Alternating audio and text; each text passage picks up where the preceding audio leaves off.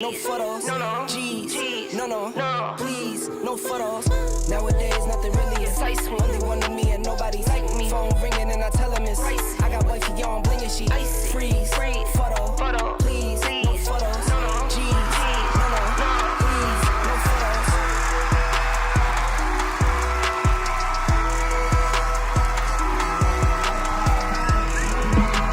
photos. What's going on, everybody? Thank y'all so much for joining us here on Chad's Media for Week 5 of Sulphur Springs football. For those of you who have been hanging out with us this season, welcome back. For those of you who are tuning in for the very first time, I'm Tyler Lennon, and I'm joined by, of course, my favorite person to spend Friday nights with, Ryan Humphreys. Tyler, I can't believe it's Week 5. I know. Halfway through the season. Of course, we've got a bye week next week going into district, but last non-district game tonight. It's homecoming. LE is in town, and I'm really excited. I am too. Like he said, it is homecoming, so as y'all have probably noticed, we're starting a little earlier tonight, and that's because the homecoming festivities are going to get started here in about 15-20 minutes. So we're going to talk about some football for a little while, and then we're going to make sure that y'all get to see all of that because we know everyone wants to see that. But until then, Ryan, let's talk about some football. Like you said, LE is in town. They are 4-0 to start off this year. They have a chance to go into district play undefeated if they were to get a win tonight. I know that's huge. Yeah, and you know what I was going to say is, if you told me before the season that Week 5 we'd have a 4-0 LE coming to town versus a 3-1 Sulphur Springs, right, I would be fired up because it's going to be a good one, and I really like where we're at. That sounds like an amazing homecoming match. Right. I do want to talk about LE's schedule so far. They are 4-0, which is great, but it to me might not be the same as some other 4-0s. They've played a bunch of very close games and some more low-scoring games, honestly. A lot of, I think 28 points might be the most they've scored this season. It's a lot of, 14-10, that sort of thing. Yeah, and LE, I think it's a different team than what, longtime Sulphur Springs fans might be used to. Back in the day, LE had guys LaMichael James, Will Middlebrooks, two, right, big-time professional athletes. And I don't know that they have that tonight, that type of athlete. But 4-0 is 4-0, and I think it's going to be a good test for the Wildcats tonight. Absolutely. Speaking of, we can go ahead and talk about our Sulphur Springs Wildcats. As you mentioned earlier, they are 3-1, and not only that, obviously, people do their rankings. We keep up with Dave Campbell's a lot like that, and every week they release their rankings. Usually it's just the top 10 or the top 25, but later in the week they also release another one that's every school from 1 all the way down to 105, I believe it is. And Sulphur Springs comes in at number 33. Like, they're starting to get some recognition. Yeah, and I don't know where they started to start the year. I can tell you where it was. 68. Okay, well, I mean, through 4 weeks, you've gone up 30 spots. You're a win tonight against a 4-0 team from probably cracking the top 25, right, probably. And so that's, again, it's all about being hot, being on the way up, going into district. And I think with a win tonight, that's the scenario that Sulphur Springs is in. Absolutely. Like you said, you want to be hot going into district. And another thing, it being homecoming here tonight, I think this kind of comes at the perfect time because you do have your bye week next week and everything, but you're 3-1. You have a lot of momentum. It's homecoming tonight. And I think having that in your final non-district game before you get into district play where it's really kind of a playoff atmosphere, I think having a homecoming tonight's perfect. I think it's huge. I think having that bye week before district, the district itself decided that all teams would have a bye next week heading into district play, and I think that's huge because, like you said, it's kind of a one-game season at that point. You're not out if you lose, but it certainly changes the path to the end of the season because those games count as far as the playoffs go. So, yeah, have your final district game tonight. Have homecoming tonight. Get those festivities out of the way. Come out of this with a win and healthy. And you're feeling really good in 2 weeks. Really good. Oh, absolutely. We were talking about they're kind of hot right now, coming off a huge win at Van Alstyne. It was the first road win of the season. And we have to talk about our Slaughter's Barbecue player of the game, Matt Mitchell. Incredible performance from him. We had mentioned early in the broadcast. First down Matt quickly became a touchdown Matt. Absolutely. 2 touchdown catches. Huge game for Matt. And we talk about him a lot on these broadcasts and on our Saturday morning shows, but he truly is. He's a senior. He was the starting quarterback of this team. He's really had to embrace a new role, and he's really not only done that, but I feel like he's a great representation of this team. A lot of seniors who are just bought all the way in. I don't care what my role is. I'm in. I'm going to do it, and I just want to win football games. That's what it takes, man. I've played on good teams that didn't achieve as much as we should because Not everyone was bought into what their role was or what they were being asked to do. And the teams that did do that went on and did big things. Right. So not only just our Slaughter's Barbecue player of the game, Matt Mitchell, but, I mean, the whole team was incredible last week. I think you and I have talked a lot about who's been more impressive, the offense or the defense, and it's really hard to pick, and that was the case once again last week. Defense was incredible. The offense scored 21 points in the first quarter. I mean, both sides were really firing on all cylinders. Yeah, what I saw last week that I thought was a big change is, and again, it's kind of the Hump's keys to victory, but we didn't start fast in Hallsville, okay? I wanted to start fast in Van Alstyne. That's exactly what they did. It couldn't have been a better start. Like you said, 21 points in that first quarter. You're going to win a lot of ball games scoring 21 in the first quarter. And so, through 4 weeks, we thought that the defense was kind of the star of the show. Well, last week, the offense was the star of the show. I mean, when you score that type of points, and what I liked most about it was all of the different spots it came in. It wasn't just one guy. It wasn't just CJ. It wasn't just Malachi. It wasn't just Brady. You had lots of people contributing. Absolutely. Something I didn't notice until I wrote my article after the fact, which anyone that doesn't know, we not only broadcast games here on Chad's Media, but of course we have tons of articles up on Front Porch News. Something I didn't realize until I wrote that article, though, there were 4 different receivers who all had 4 or more catches. CJ had 10 and I believe 2 touchdowns. Matt had 4. Cooper Faircloth had 4 catches. Jackson Hare had 4 catches. And Malachi had 100 yards rushing. I mean, like you said, they were getting it from so many different places. It puts a defense in a bind. Do I stack the box because you've got a 100-yard rusher? Do I stack the box or put a spy on the quarterback because he's mobile? Well, do I double CJ on the outside? Oh, well, do we have to play back because you've got a slot receiver that can catch it over the middle? There's just all these different questions that defensive coordinators are having to decide. Right. And that's what you want as an offensive play caller. Oh, absolutely. All different ways to move the ball down the field. And they have a ton of them. We haven't talked about quarterback Brady Driver yet. Brady Driver, through 4 games this season, already has 13 total touchdowns, just the 1 turnover. It's been a great start to the season for Brady. Taking care of the ball is to me, the single most important metric for a quarterback.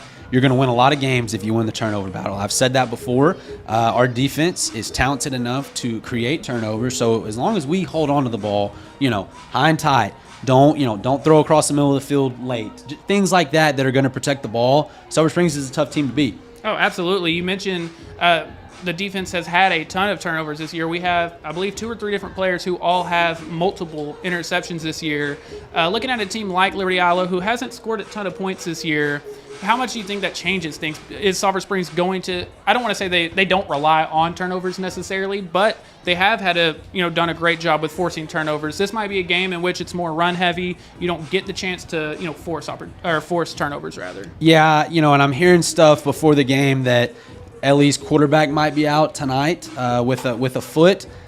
I would think that means probably less throwing the ball. I think that Ellie was already kind of a run-first team. And so probably lots of running tonight. Now, obviously that's less chance for interceptions, but with the defensive front 7, the way it is, the Blue Barrage. I think Van Alstyne started the first quarter with like negative 30 yards rushing. And so that type of defensive backfield presence puts a running team in a bind. It does. Now, we keep mentioning that it is homecoming tonight, and in about 10 minutes, I believe, the festivities will begin, so we will be going down to the field. But we've seen that. I believe this is our 3rd homecoming game in a row. Yes. Of course, the other 2 are on the road. It's finally at home. So we've had this conversation a little bit, but I do want to talk about, for these players, it's your homecoming night. How much does that change things here tonight? Well, maybe in Hump's keys to victory, we'll talk about that a little more, but it shouldn't change anything. Maybe there's more people here. Maybe your warm-up is different. But as far as on the field, the game itself, the idea is for it not to change anything. Right. Something that you and I talked about last week on our Saturday morning show, which you can find tomorrow morning at 10 a.m. But it feels like, if you were to kind of go back before the season started and you could script how the first half of this season was going to go, it's almost gone perfectly. You've done a little bit of everything. Early in the season, need to learn how to win.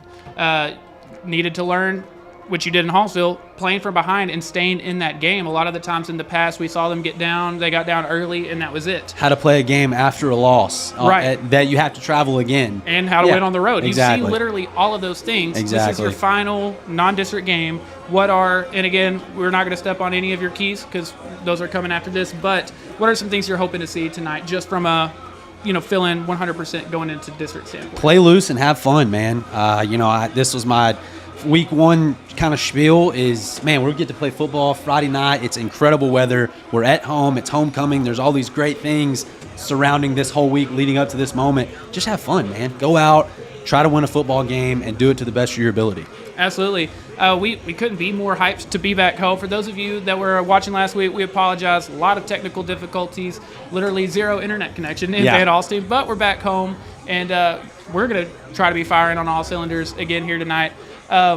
We keep talking about how many options this team has offensively, how many different weapons. What do you kind of expect to see tonight? Do you think we might start off more with a run heavy, or, last week they came out passing the ball early and had a ton of success with it? I think Silver Springs does a good job of kind of feeling the flavor of the night. If it's a run, because the first 2 weeks I thought we ran the ball really well, and I thought we didn't throw the ball as well as you and I thought we could.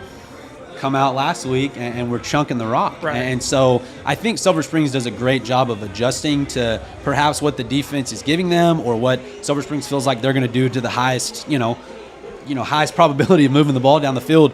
And so I don't really know. I think we're going to get a good dose of everything tonight. Dude, you mentioned that, and we give Coach Faircloth and his staff a ton of credit because they deserve a ton of credit. But I think, one of the things that they probably deserve the most credit on is exactly what you said, the ability to adjust. You don't just go in with a game plan and, hey, if it didn't work, it didn't work. I mean, they really, like you said, first 2 weeks, they're out here running for over, Malachi rushes for over 100 yards each game, and the passing wasn't quite on that same level. And in these past couple of weeks, I mean, Brady has had, I believe, 9 touchdowns in the last 2 weeks alone.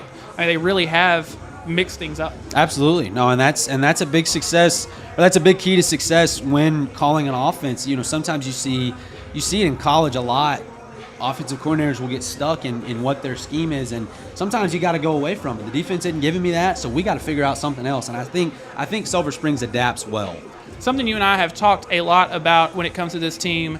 I kind of want to touch on it one more time before we get to your keys to victory. Exactly how diverse this team is. We talked early with a new coaching staff and this kind of being, chapter one of this new era. You might have to rely really heavily on seniors early, and we've seen contributions from seniors, juniors, sophomores, freshmen. I mean, you're getting so much contributions from so many different guys, and that's huge. It's massive, man. What a confidence builder if I'm, a senior and I'm doing well, but at the same time, the pressure's not completely on me because I'm getting help from juniors and sophomores and even freshmen. That's right. Unique. You don't have that to the level that Silver Springs is able to do it at. Often it's hard, and so that's really going forward, going into district, getting these non-district games out of the way. That experience, it's going to go a long way. Oh, absolutely. And I hate to look ahead because you're 3-1, you're feeling really good. I mean, we're locked in, we're all in on this season. But when you think about the future, it couldn't be more bright. I feel like you're already seeing freshmen and sophomores on a weekly basis, guys like Nathan Andrews on the defense, guys like Jackson Hare and Skylar Lewis on the offense, making huge contributions every single week, and the future just couldn't be more bright. And the sub-varsities, man, they're killing it. They have dominated. I believe JV still hasn't lost. Yeah, freshman hasn't either, have they? I don't think so. Yeah, I don't think we've lost a sub-varsity game, which, top to bottom, that is just really good for the football program. Right. Yeah. You're looking at a combined, 13-1? That's too much math for me, but yes, lots of wins for Silver Springs. All right, Ryan, we've teased it. It's everyone's favorite segment of the pregame show, Hump's Keys to Victory. So number one tonight, Tyler, and I'm glad that it's your favorite. I sure enjoy it, picking out in the week what I'm going to do. But number one, we're going to spread the love tonight. Okay, last week we had 4 different people that accounted for touchdowns, and like you said, 4 different receivers that accounted for 4 or more catches. Right. That's a stat. Okay. Of course, we want to get the ball to CJ. Of course, we want to get the ball to Malachi.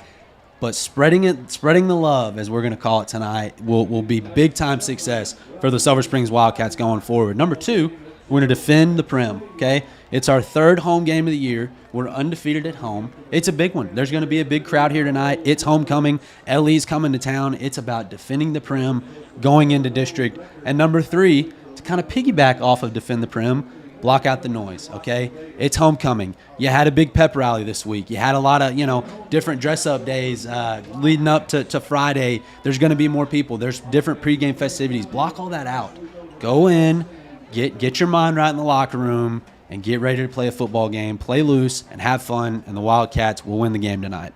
I was going to say, before we throw things down to the field, we know homecoming festivities about to get started behind us. But do you have any predictions for tonight? Predictions. Yeah. Have we ever done predictions? We haven't given official ones, but we I think it's going to be a good game. I think Sulphur Springs comes away with a win in this one. I think we get to 4-1, feel great going into our bye week. I want everybody to have fun tonight, and most importantly, stay healthy, because district is where it matters as far as the playoffs go, and we want everybody that is contributing tonight to go into the bye week feeling good and going into the week 1 of district feeling better. I 100% agree with you. I think they very much can, and I think will come out with a win tonight. And I think they're going to do your number one key to victory: spread the love. I think you saw so much success doing that last week. I think they're going to continue to do it this week.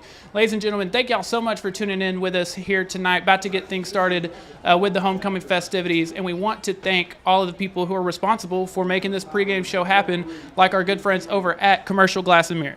Commercial Glass and Mirror is owned by David Gideon, who is a friend of ours, been up here in the studio with us. He is the father of 3 different Wildcat athletes, including Gage, who is currently a key player on the Wildcats golf team. If you're looking for the best residential and commercial glass replacement services around, call Commercial Glass and Mirror at 903-885-2661.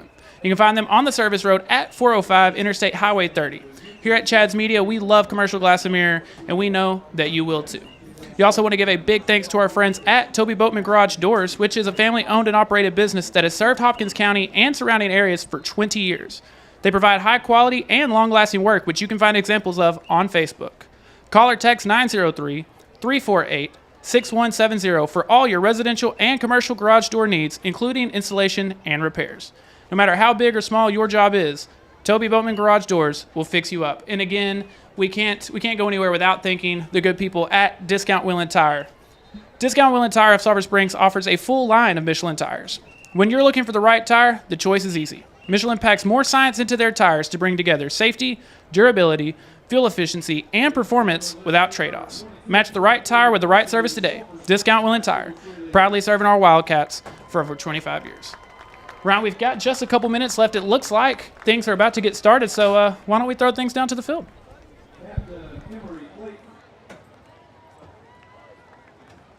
Co-captain Brooklyn Shackelford, Max Bailey, Maddie Bridges, Jocelyn Brito,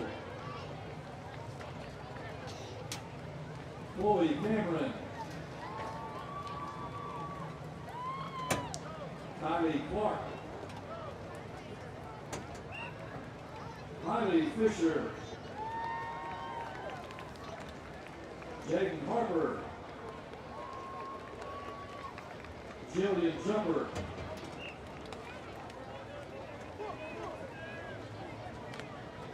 Lorelei Lilly, Allison Peckham, Tommy Pirtle, Madeline Sherman, Mary Taylor, Vanessa Wayne, and their mascot, Colby Glenn.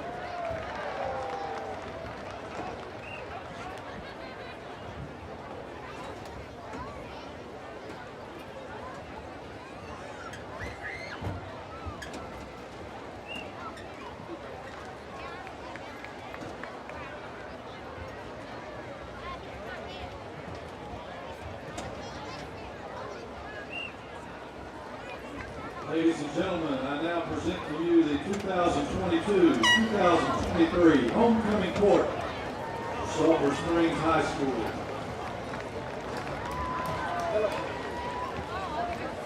Addison Wall.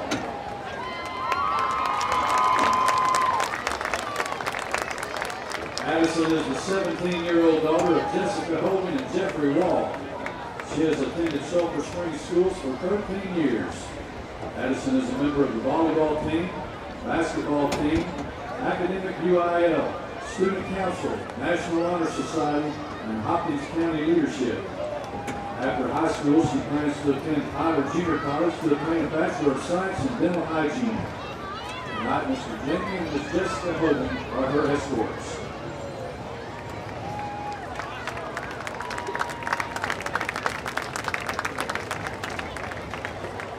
Tia Nash.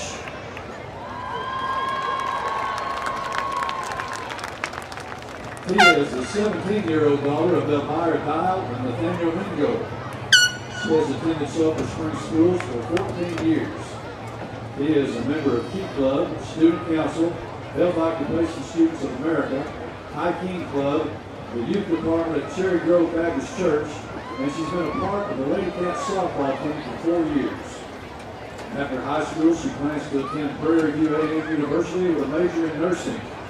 Tonight, Tia is being escorted by her mother and father, Liberty-Eylau and Nathaniel Mingo.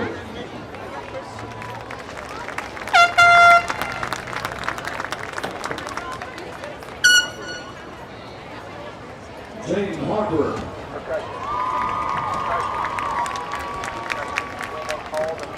Jaden is the 17-year-old daughter of Van Bryant Jackson and Shaniqua Harper. She has attended Sulphur Springs schools for 13 years.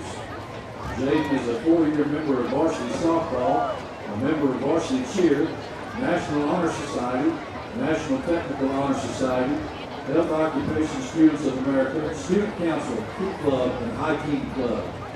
She is also a member of the Athletics Mercado North Texas 18 and under select softball team. After high school, she plans to attend college to pursue her BSN in nursing.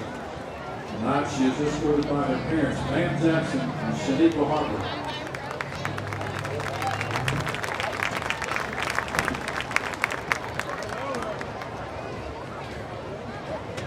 Miley Fisher.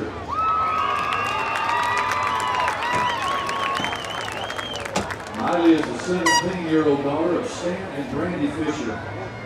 She has attended Sulphur Springs schools for 13 years. Miley is a member of Key Club, Student Council, Varsity Cheer, National Honor Society, Hopkins County leadership, and a member of the First Baptist Church. After high school, she plans to attend Oklahoma State University with a major in communication sciences and disorders. Tonight, she's being escorted by her parents, Stan and Brandy Fisher.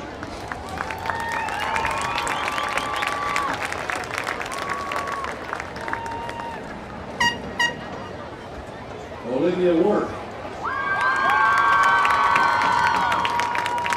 Olivia is the 18-year-old daughter of Chris and Jessica Work.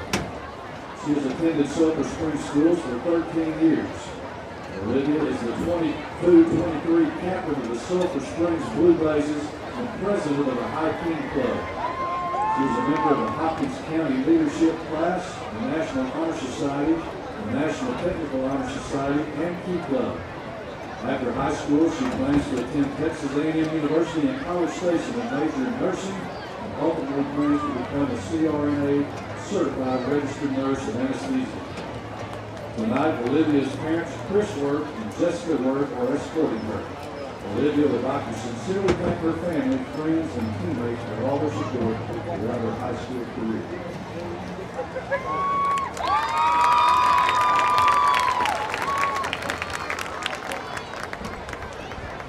Jaden Holly.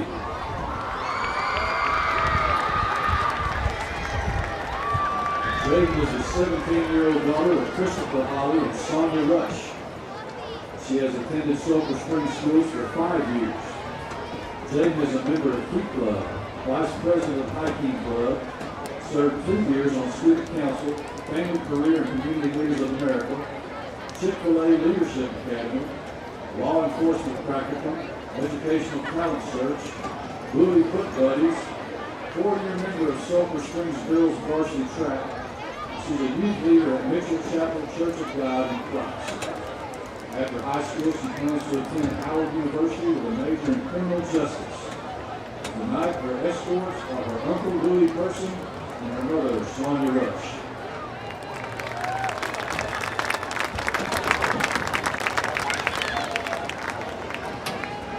Jayla Abram.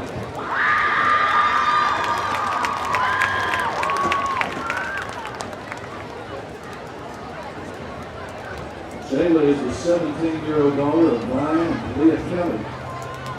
She has attended Sulphur Springs schools for 14 years. Jayla is a member of Key Club, Student Council, Hopkins County Leadership, National Honor Society, National Technical Honor Society, the Youth Department at Cherry Grove Baptist Church, and a member of the cheer team for 3 years. After high school, she plans to attend Texas Southern University with a major in business administration and management. Tonight, Jayla is being escorted by her mother and father, Brian and Leah Kelly.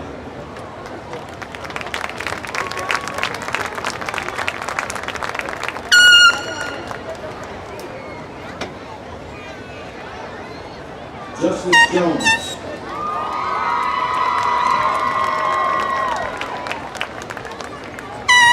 Justice Jones is a 17-year-old daughter of Shante and Hanson Jones.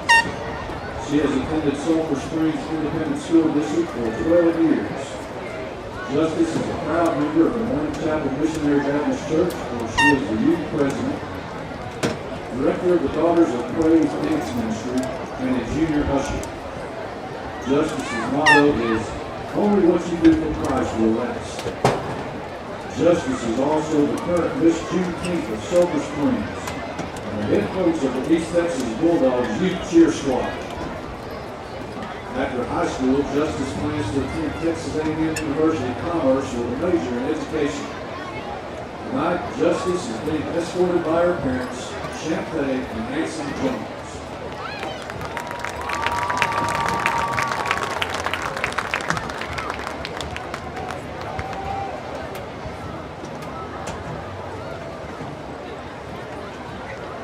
Martha Gonzalez. Martha is the 17-year-old daughter of Laura and Geraldo Gonzalez. She has attended Sulphur Springs schools for 13 years. Martha is a member of Key Club, the Student Council, Family, Career, and Community Leaders of America, National Honor Society, National Technical Honor Society, High King Club, Chick-fil-A Leadership Academy, and class secretary. After high school, she plans to attend Texas A&M University Commerce with a major in social work and paralegal studies. Tonight, her parents, Geraldo and Laura Gonzalez, are her escorts.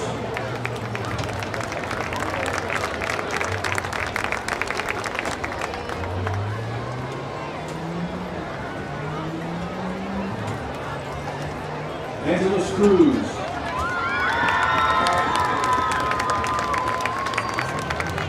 Angeles Cruz is the 18-year-old daughter of Cecilia and Nino Cruz. She has attended Sulphur Springs ISD for 13 years. Angeles is a member of Key Club, Student Council, Health Occupation Students of America, National Honor Society, and a member of the varsity Liberty-Eylau soccer team. After high school, she plans to attend the University of North Texas, majoring in Pregame to continue her dreams of becoming a nurse. Tonight, Angela's escorts are her brother J.D. Cruz and sister Anna Cruz.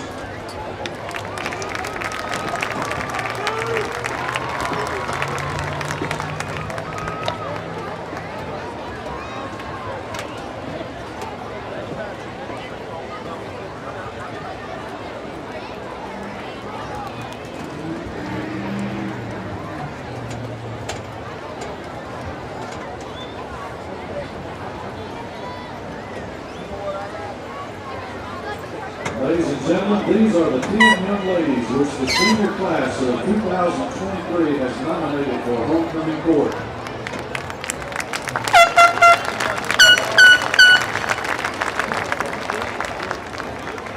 After a vote by the entire student body, 2 Prince Assistant and Queen were chosen.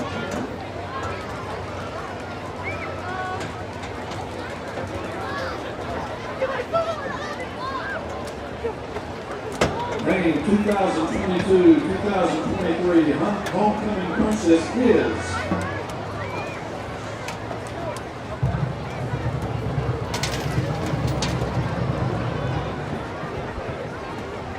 Addison Wall.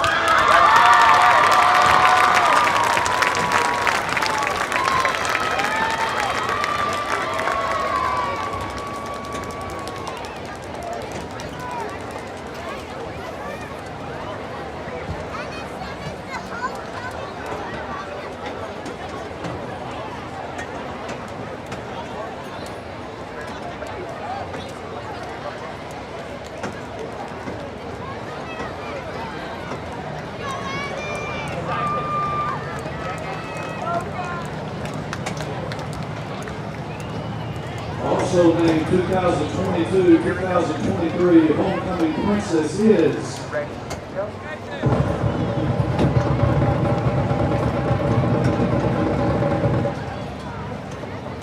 Angela Cruz.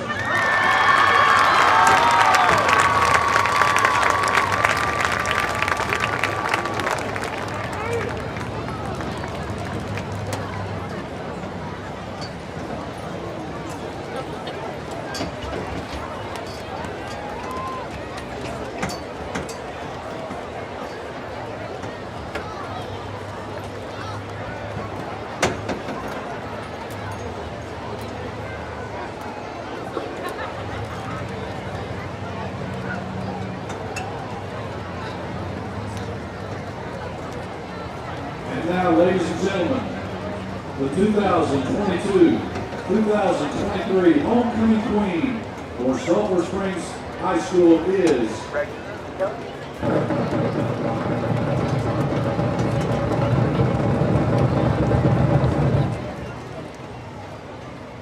Miley Fisher.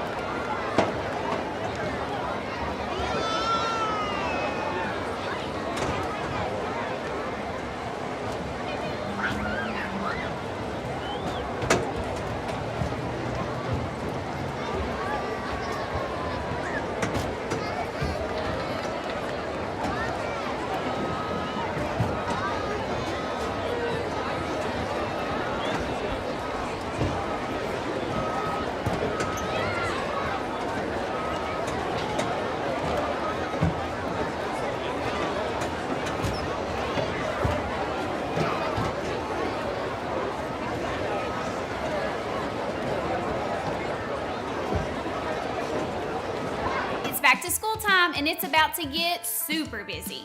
Are you tired and stressed? Do you need to get into a healthier routine? Let me help you. The FitWit meal planning program helps give your body the fuel it needs to live a healthier life during these busy times while helping achieve fitness goals and save money. It also fixes the confusion of, what should I eat? Let me help you find that better, healthier routine and to start feeling good about yourself so you can focus on what matters most. Follow FitWit on Facebook and Instagram and message me today to begin your journey.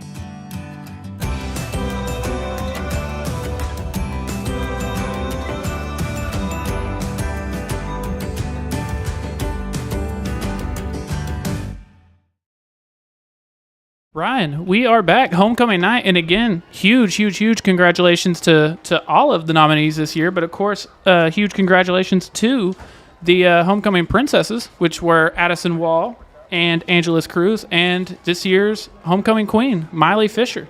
Huge congratulations to all of them. Very special night here at Gerald Prim Stadium. It's packed here, man. It is packed. Yeah, no doubt, and that we talked about that. Obviously, there's gonna be a different crowd here tonight. A lot of people here, family of homecoming, nominees, all that. But that's great. I mean, the more people here, the merrier. Another big reason why there's a lot of people here is the Cats are 3-1. Absolutely. That's if you win, they will come. So that's we're going to continue to see bigger attendance numbers the more the Wildcats can win. It's a little bit like Field of Dreams. Well, that's what I stole it from. I know. Yeah. So I'm curious. It is currently only 7:18, which would make you think there's 12 minutes until the game starts. But the clock here is showing 6 minutes. So who knows when we're going to get started? But we're ready. I'm ready for them to start now, if we're being entirely honest. But again, want to thank all of our pregame sponsors: Commercial Glass and Mirror, Toby Bowman Garage Doors, and Discount Wheel and Tire, bringing you tonight's homecoming festivities. And Ryan, I'm very curious to see who is going to be this week's Slaughter's Barbecue Player of the Game. And before we start making any predictions or anything, I do want to give a huge shout out to Slaughter's Barbecue. I'll be honest with you, my whole life, I've always liked barbecue, but I never understood why some people were just crazy about it. And then I had Slaughter's, and I was like, oh, okay. Well, this is why people love barbecue. Their boudin, dude. Also, I'm going to give y'all a life hack. Anyone who wants to wake up tomorrow morning and hang out with Ryan and I, watch our Friday Night Lights Wildcat recap, you should do that, and also go get some of their breakfast tacos. They are amazing. Go get you some Slaughter's breakfast, have a cup of coffee, hang out with Ryan and I tomorrow morning at 10 a.m. Sounds like a pretty solid Saturday, Tyler. Do we want to make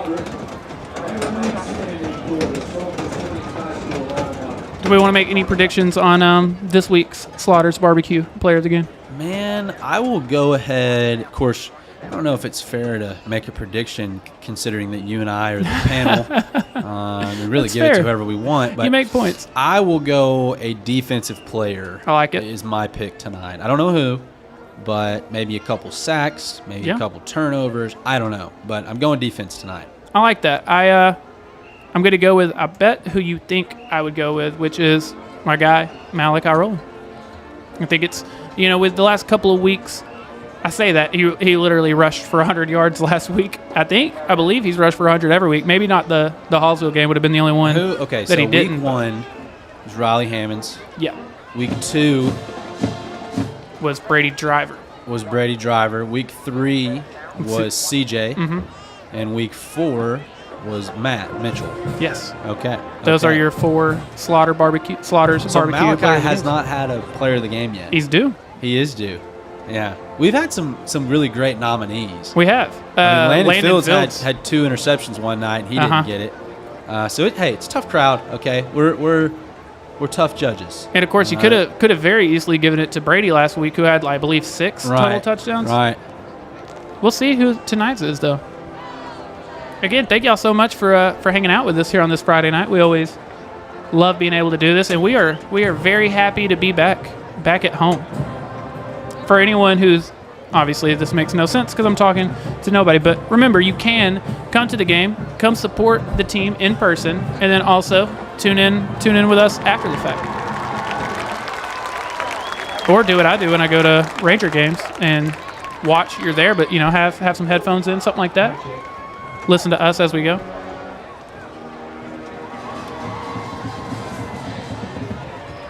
Here in a second, remember, for those of you who are tuning in for the first time, as they go to the prayer, the national anthem, and all of that, Ryan and I will step back. But Liberty-Eilau's got an interesting tunnel. Pretty small. It's an actual tunnel, though. It's better than no tunnel. And it's literally an actual tunnel, I feel like. The shape of a tunnel. And ladies and gentlemen, it's homecoming night, and here come your Sulphur Springs Wildcats. Ryan, something you pointed out in the pregame, those jerseys. Oh, I know. We finally have the new and improved home blues. They've got the TV numbers on the shoulders. You've got the shoulder stripes. It's a cleaner look. They match the pants better. So, the blue barrage is looking bluer. They are. And that, like, with the helmet, I think the full, like you said, the pants look pretty clean. The helmet, I think that whole uniform is very very nice. It looks sharp. So we'll see how this goes. It's still only 7:23, but only 1 minute 45 seconds on this clock. So it looks like they're all getting ready for the national anthem and everything. If that's the case, Brian and I will get out of the way, and we'll be back for kickoff. Okay, right now, could you sing the national anthem? Do you know all the words? Yeah. I think I could do it too. Yeah. I'm a nerdy, memorized song lyrics guy, though. So. No, I think you could do it. I really do. What we're not going to do is do it on air, though. No one wants to hear me sing. Ladies and gentlemen, please remain standing for our invitation to begin tonight by sophomore Lane Johnson. And remain standing for the national anthem to be played by the Sulphur Spring High School band under the direction of Spencer Emmert.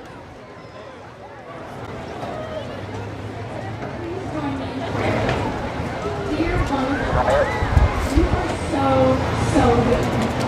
Lord, we want to give you praise in all we do and say tonight, for you are worthy to be praised. May we praise you in our words as we speak to each other. May we praise you in our attitude and actions through good sportsmanship. Lord, we want this gathering tonight to be a place that will honor and glorify you, a place where we respect each other and live out your goodness salvation. We pray for our guests from Liberty-Eylau as they cheer, play, and return home safely. We thank you and pray for our alumni as they visit friends and family with some relationships in need of restoration. We thank you for and lift up our band, cheerleaders, blue boys, trainers, and coaches as each group and member plays such a vital role in this event. Please keep the athletes on the field of competition safe as they give it their all. Lord, we need you. We pray all this in the most precious, holy, and powerful name, Jesus. Amen.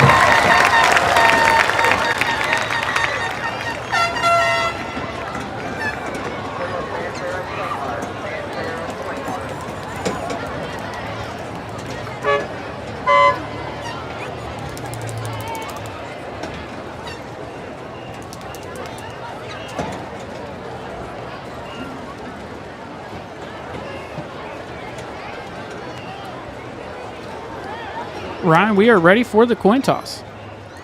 This week it looks like just a pair of seniors, Drew Hodges and CJ Williams.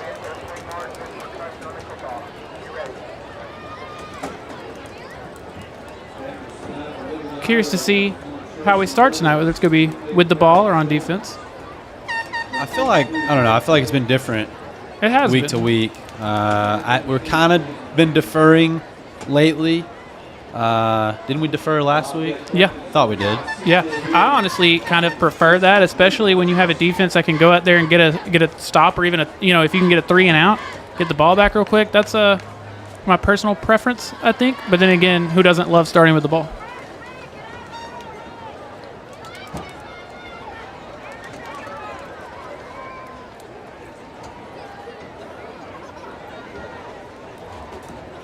Sulphur Springs won the toss and defers. All right. There we go. So it seems that Sulphur Springs deferring might be the move for the year. Yeah, it seems like it, and I wish I knew if we were going tails or heads. I also wish that. Of course, I would pick tails. It never because fails.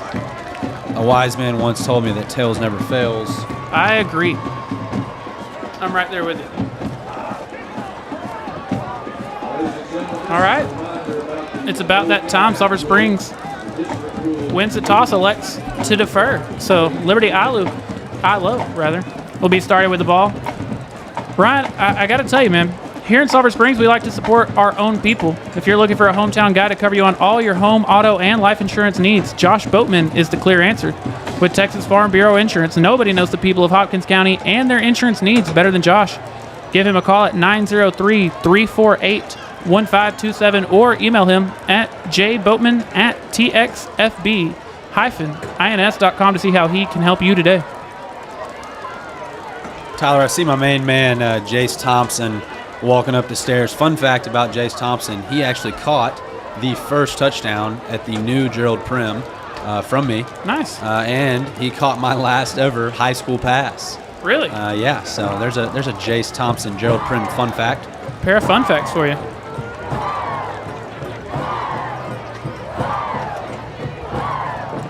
It's homecoming. We've got a packed house.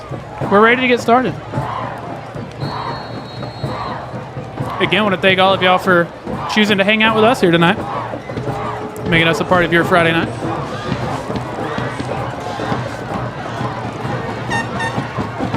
And here we go, Tyler. Kick up to about the 30. And Ryan, he's got some room. Oh, boy. Yuri Santa Cruz. Hey, man, the kicker once again shows that he will stick his nose in there. I tell you what happened right there. Riley, I think it was Riley, he blows up the blocker, and he blew him back so far that it created a gap for the return man. Return man saw it hit the seam. Great starting field position for the Leopards here. It is. Got to say, Riley got there quick, He did. No, and I'm not faulting Riley. No, yeah, Riley yeah. blew up the play, but Right. it almost helped the return team.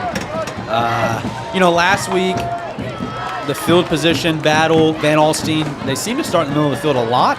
But with the Sulphur Springs defense as good as it is, I think that's okay. And here's first play of scrimmage for LE. We'll go back to pass. And it's a drop ball. You want to catch that ball before you get upfield. I think he got upfield and then tried to catch that ball. Yeah, you know what I'm saying? Good ball, and I'm surprised. We talked about potentially LE's main quarterback being out. Yeah. And maybe a little bit of a confidence builder. I'm handing off the ball first play of the game, but maybe they thought, okay, we can get a quick completion confidence builder. Yeah, and that is Jaden Hampton, number 10, back there. Just a quick toss this time. Blue Couple Brock. yards. It's going to make third and medium to long. Yeah, about 3rd and 7, it looks like. Do you consider this 4-down territory already, though? Man. I don't like – I usually would like going for it on 4th on this part of the field. I don't like it the first possession. Yeah, that's fair. Because I could punt it here and potentially put Sulphur Springs back near the 10-yard line. Right. And then they got to go 90 on their first drive of the game. Very true. That's a deep pass. Oh, man. That's going to be a first down. It Tyler, is. that's a good ball, man. Got it out there, put it to where only his receiver can make a play on it. That's going to move the sticks for the Leopards. Yeah, solid pass on what was a 3rd and 8, and that's going to get them all the way up to the 38. And obviously you want to get points your first possession of the game. I talk about that a lot. But getting one first down makes a huge difference. Absolutely. You've got your feet wet. You're if you have to punt on the next set of first down, you're going to have better punting field position to drive them back. A little delayed handoff, and it's a great one. It's going to be another first down. So a gain of over 20 yards on the last 2 plays. Good little stutter step there. Yeah, that's very similar to Looked Malachi-ish. I was about to say that kind of delayed counter they run to Malachi. Oh, the delayed counter. It was funny. We were talking about not seeing that, and then they ran it last week, and it busted for a pretty big play. It tends to do that. That's perhaps my favorite play of the playbook. 1st and 10 up here at the 28.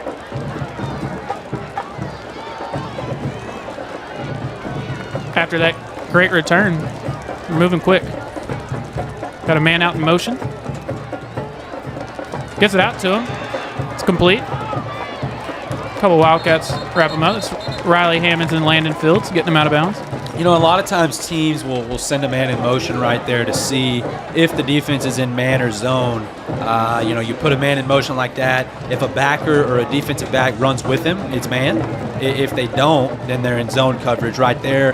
No one goes with him. He throws it out there because it's zone coverage, and a good positive first down game. I think if it were man, you might see a different. If it's man, you've got a man. You've got a guy replacing where the man came from, Gotcha. And then you throw it there. Scrambling this time. He's way back there. Does get the pass off, and it's another completed pass. And another first down. Puts him up inside the red zone. I actually just got a message from one of our stat checkers. This is the same quarterback as last year for LE. The quarterback we're referring to has played this year. Quarterback for LE, he's injured, but as far as a guy that has experience, LE's quarterback has played before. So yeah, which doesn't surprise me watching him throw the ball right now. Yeah, he looks very poised back there. He's thrown 4 good balls thus far. He has in 2.5 minutes. 9:30 on the clock. 1st and 10 from the 16 is another give, and the defensive line does a great job of wrapping him up quickly. That is Nick Cantillo on the tackle. Man's name who we say a lot.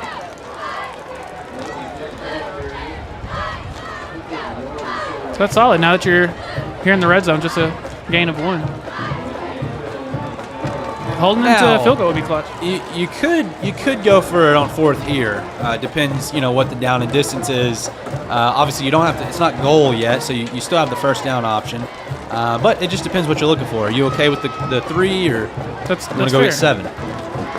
Drop him back for another pass. In the end zone. Oh, Tyler. Touchdown. That's a great ball and a great catch. Beautiful pass. He showed his hands late there, not giving it away, to make a play on the ball. And that's how you draw it up if you're LE. No question. I thought that was still pretty good coverage by Austin Chaney over there. He's all over it, but what I'm saying is that receiver, he shows his hands late, so, Chaney, he doesn't know when to shoot his hands. Right. He's not turning around looking at the ball. He's looking at those hands. Receiver made a good play on him. I mean, that's, And LE's going for 2 here. Blue Brosh got to him quickly, forcing a pass. I don't love that play call. For a 2-point conversion, I mean, I feel like you gave yourself one option there. But Cats get the stop there. But man, what a really, really efficient drive for absolutely. LE right there. Just the second time the Sulphur Springs Wildcats have started this game trailing. I want to thank everyone for tuning in to our live stream tonight. Some other people that you can find a live stream from this weekend is the Way Bible Church. They want to welcome you home on Sunday morning at 9 a.m. or 10:45, which is when you can catch the live stream at twbcss.com, Facebook, or YouTube. Come find a place to belong at the Way Bible Church. You can visit them on 674 FM 2560 in Sulphur Springs, building a beautiful new building that I know everyone's going to want to check out. And a big shout out to Joel, who's their pastor, big supporter of the Sulphur Springs Wildcats and supporters of us here at Chaz Media.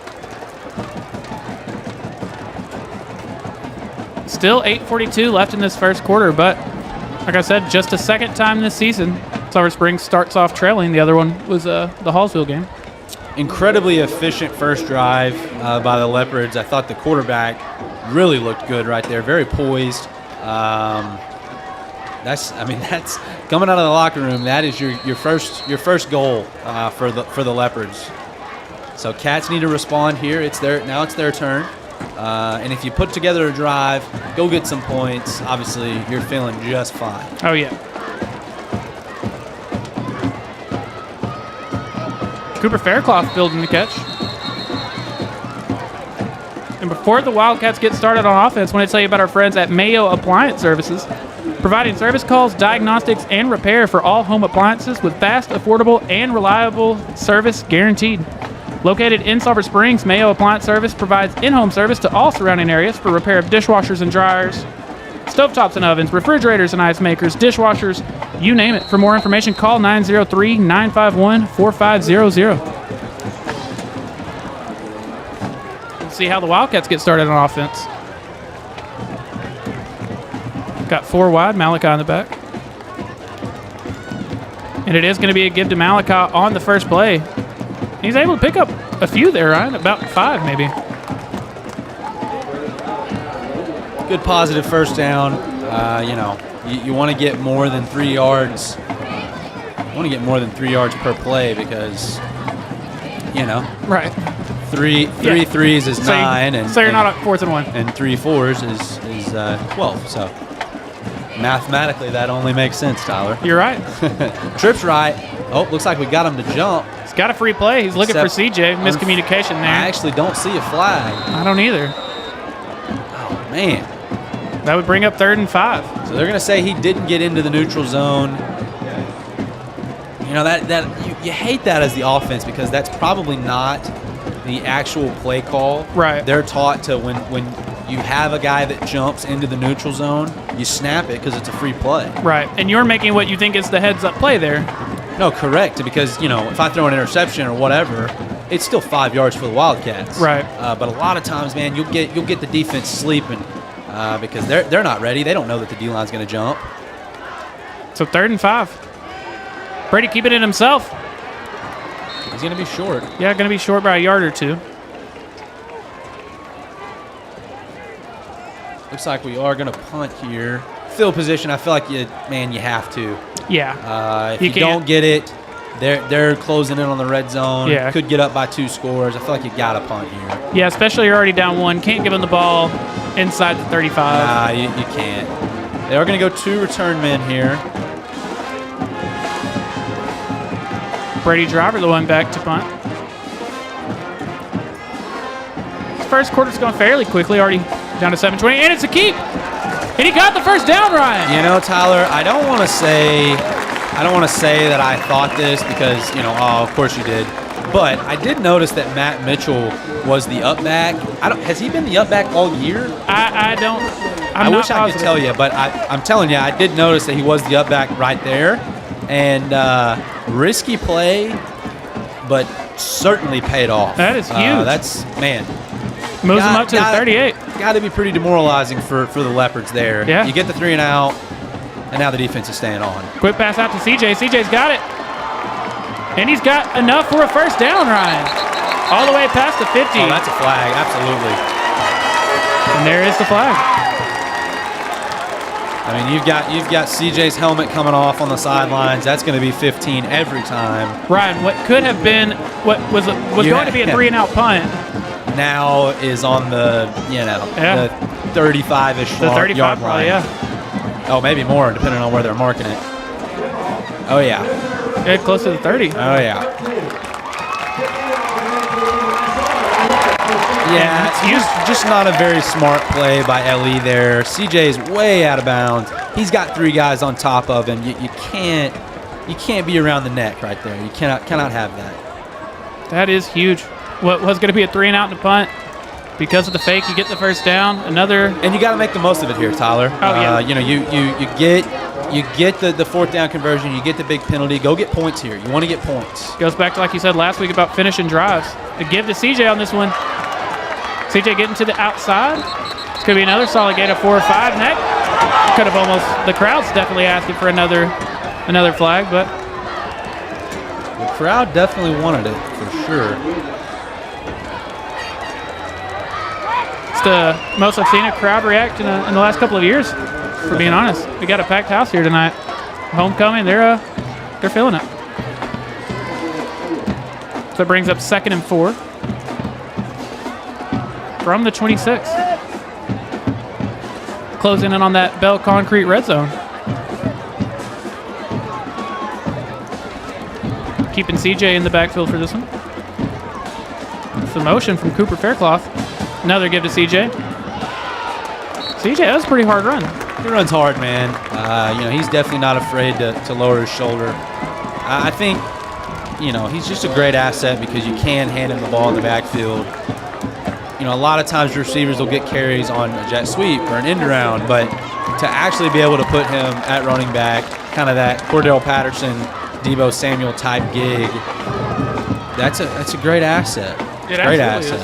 And that's another first down. This one at the 22.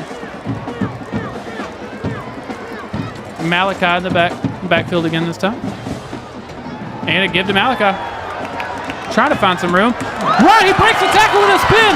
He's all the way up to the 10. I was about to comment on a great open field tackle by the DB there. And Malachi made him kind of look silly. He did. Great job by the offensive line there.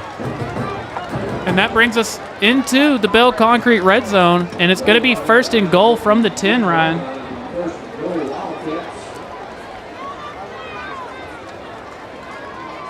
Huge run for Malachi.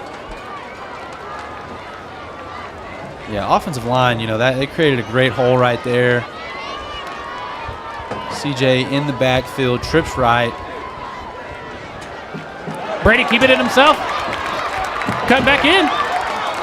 He's close. Gets hard up. hit, but he fell forward, a little short of the end zone. But that's what you want on first down. I would say you got 3 chances at it here. Yeah, I'm absolutely going for it. I agree. 100%. You're probably getting Brady Bulls package up the middle here, if I had to guess. I think that's a pretty good guess. That seems to be the goal line call. That's going to be, that's going to be half the distance of the goal line. Sorry. So they're going to be very close. Move the ball up a couple inches. I was going to say, it might not move at all.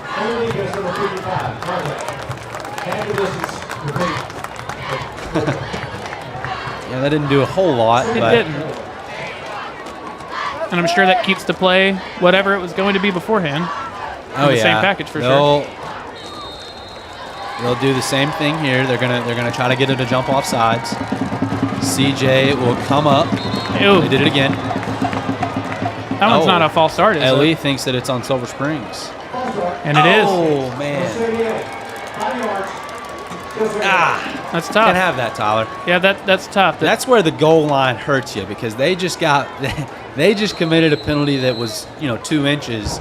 We just committed the same penalty that's 5 yards back. Right. They can't have that.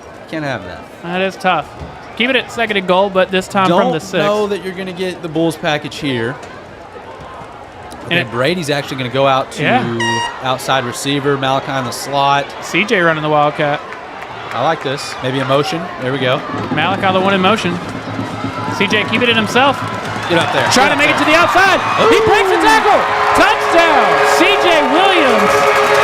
Great 6-yard run for the touchdown. You got to like that. That was a nice juke. You got to like that. I like the direct snap to CJ call. I did as well. Big fan.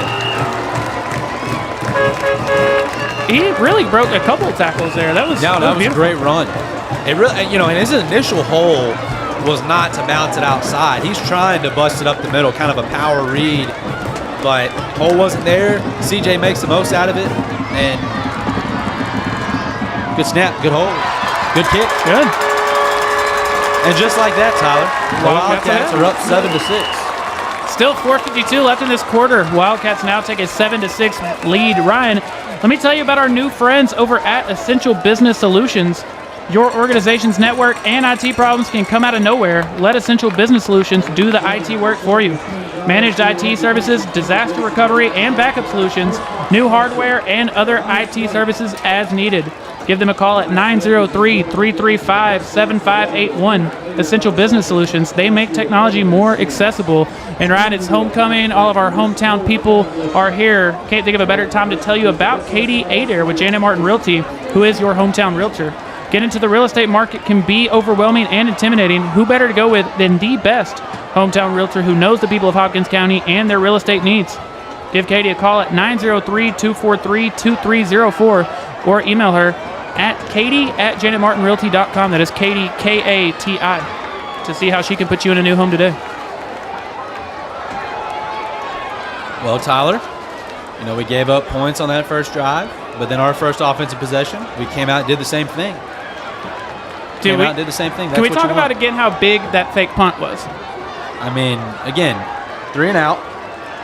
Okay. Ellie gets the ball with a chance to go up by 2 possessions, but instead, 2 plays turn into, almost 30 yards of movement.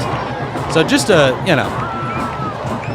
we'll look back at that and go, okay, that was a huge play. Absolutely. Love the play call there. Here's Santa Cruz for a second kick of the night. That one We're going to kick it deep. Booted. And we're more of a pooch kick team. That one all the way back inside the 5.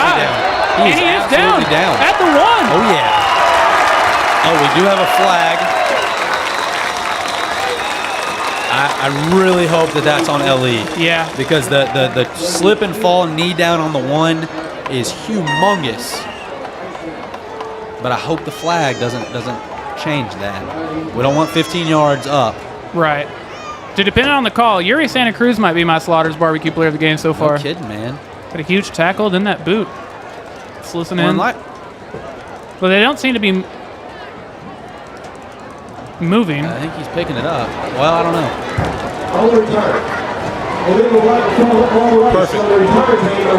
Perfect.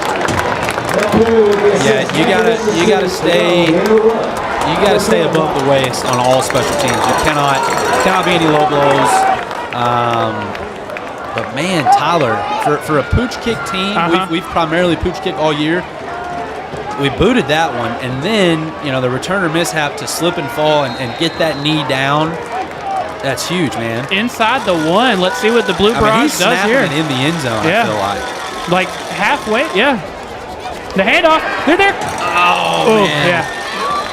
From the angle that we're looking at it looked like it was close. He got out, though. I got a little too excited. I know it. He got out. No, and the thing is for LE, we worked on this in college, this same scenario. Their goal right here is to get 1 first down.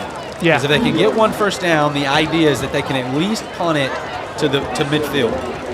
Now, if they don't, Sulphur Springs is going to start with the ball on their side of the 50. I mean, that's just what's going to happen. 2nd and 9, 4:20 left in the first. 4 guys in the backfield. Another give.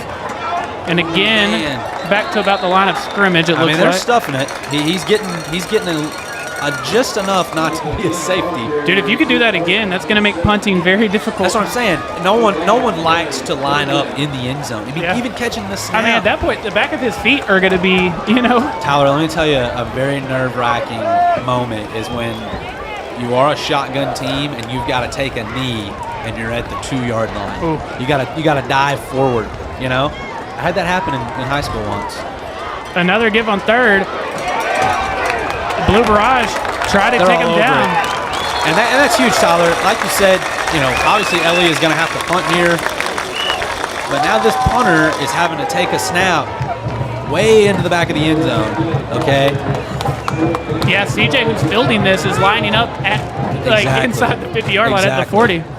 Dude, I don't want to make, all 3 and outs are huge. All 3 and outs are important. But this one, to get a 3 and out there, that's huge.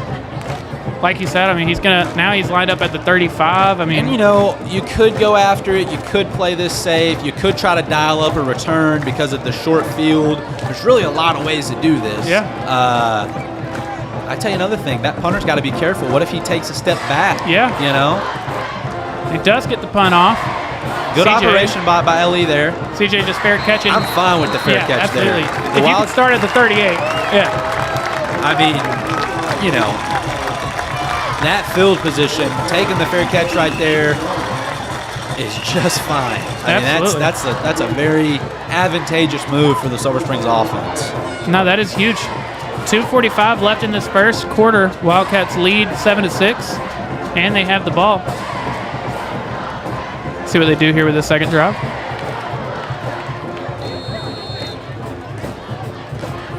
Got Jackson Hare and Cooper Faircloth out there, along with Skylar Lewis as the receivers. Matt Mitchell in the B-back role, and C.J. Williams at running back. It's a toss out to C.J. It's gonna be a pass. C.J.'s going to pass. That's wide open. He's got Jackson Hare. Jackson Hare! Touchdown! Oh, yeah. And he can pass. C.J. Williams, a 33-yard touchdown pass. All right, Tyler. Right now, I'm calling it. If C.J. Williams catches a pass tonight for a touchdown, that would be the trifecta, and he's going to have to be the Slaughter's barbecue player of the game. Yeah, you can't with the trifecta. You can't go for... But Jackson Hare there, wide open. That is the epitome of just how you draw it up. That is huge. Jackson Hare is a deep threat. Oh, yeah. Good snap, good hold, good kick. And that makes it 14-6. Much better in the kicking department as it was, much better. Tyler. These last couple of weeks have been great. Was that one play? It was. It was one play. One play, one touchdown. Love to see it. CJ right there, he was lined up a little far back, okay? That sometimes, you're like, okay, he might go in motion, blah, blah, blah. No motion there. Comes out of the backfield kind of in a screen position. Brady tosses it out there, obviously a backwards pass. And, I mean, the corner bid on it. He bid on it. Yeah, and I got to say, you did a great job of recognizing that.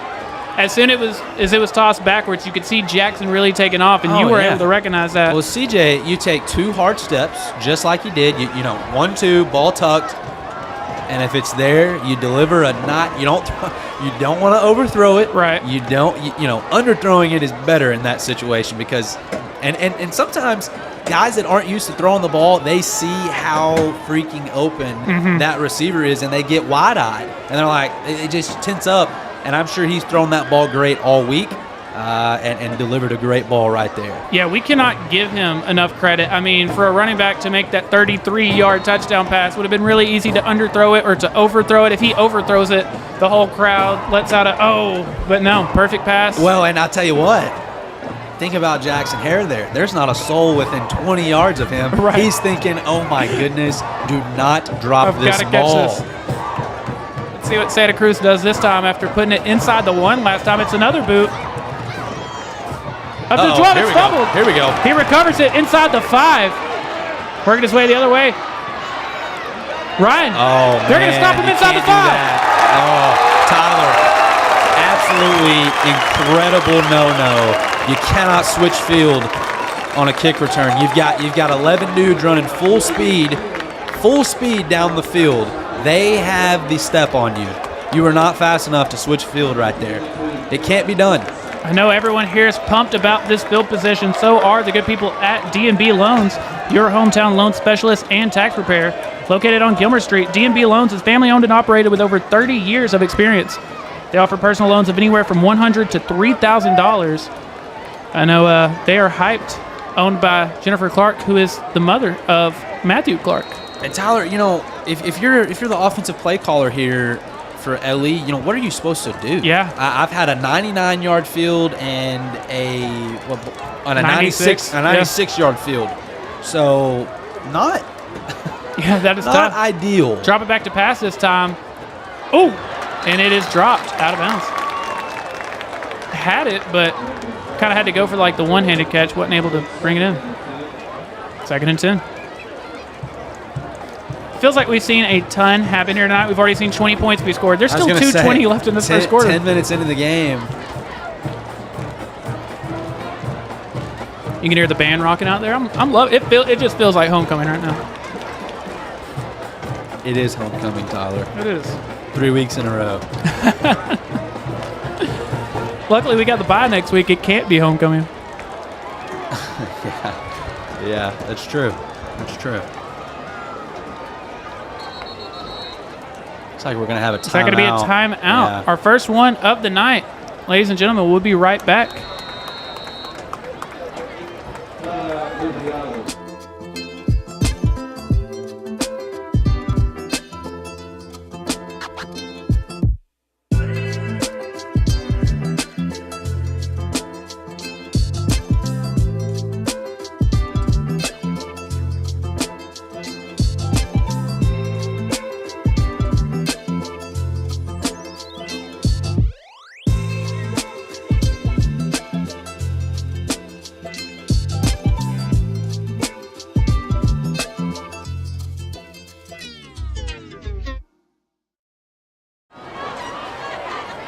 2:20 left in this first. Wildcats leading 14-6. It's going to be 2nd and 10 from the 4.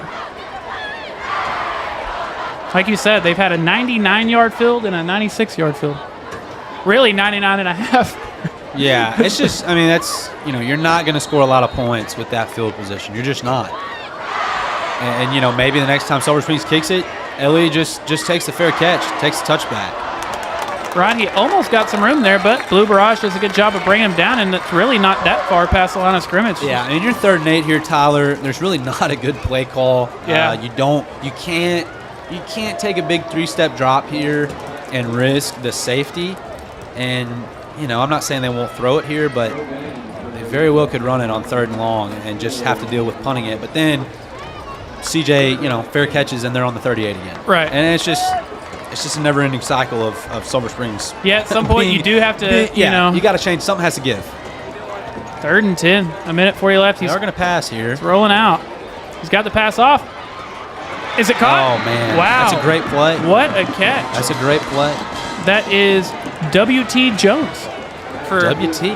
Liberty It's kind of a cool name. It is kind of a cool name.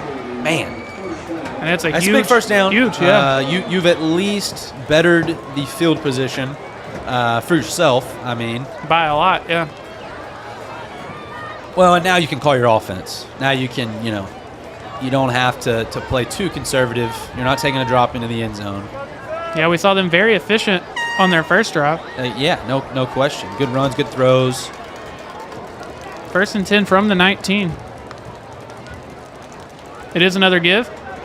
Nick Cantillo tries to wrap him up, but he'll have some help from the Blue Barrage there. I don't guess I really saw exactly what happened, but before I could pay attention, Nick Cantillo was in the backfield. It looks like a combination of maybe Nathan Andrews and Drew Hodges bringing him down there. Senior Drew Hodges is one of the captains here tonight. Man, the defensive line for Sulphur Springs, I know statistically it doesn't incredibly show it, not a lot of sacks, but they are, man, their backfield presence, I'm telling you, it makes a huge difference. Oh, they've been a force all year long. A pass here on 2nd and 11, no good. We get 3rd and 11. Just 29 seconds left in this first quarter. Got to have a stop by the Wildcats here. 3rd and 11, this is the position you want to be in. Yeah, you can't give up a 3rd and 10, then a 3rd and 11 on the same drive. Gotta get the stop here. That's not what you want. That's not what you want. And you would still, they're only on the 18. You would still have great field position on the punt, I'm sure. No question. See what they do on 3rd and 11. Dropping back, look at the pass. It's going to be a screen. He's got some room, Ryan. Oh, wow. He's gone all the way to the 40. It's a gain of 22. I tell you what, I went from, okay, it's going to be 4th and 5 to Ellie's got the ball at the 40. Yeah. Pretty quick. And that may have been the final play of the first quarter. I think it is going to be the final play of the first quarter. So that will do it. 12 minutes of action, and the Wildcats lead 14-6. Ryan, I know everyone here is loving this 8-point lead, and so are our friends at J. Hodge Chevrolet, the most awarded vehicles at the most awarded dealership. A Mark of Excellence Award winner, J. Hodge Chevrolet has also won awards for Best Automotive Dealership and Best Auto Repair Shop. They're such big supporters of the Sulphur Springs Wildcats that they're even located on Wildcat Way. Find new roads at J. Hodge Chevrolet. Give them a call at 903-307-2077. Don't overpay. Go see Jay. And I also want to tell you about our friends at Alliance Bank. Here at Alliance Bank, here at Chad's Media, we know the love and support that Alliance Bank has for the Sulphur Springs Wildcats. Stop by and see them on the square or visit one of their many convenient drive-through services. You can also visit alliancebank.com for all your financial and banking needs, or give them a call at 903-885-2187. Ryan, we have seen a lot happen in just 12 minutes of action. We've already seen 20 points be scored. We saw a fake punt. We saw the trick play. Yeah.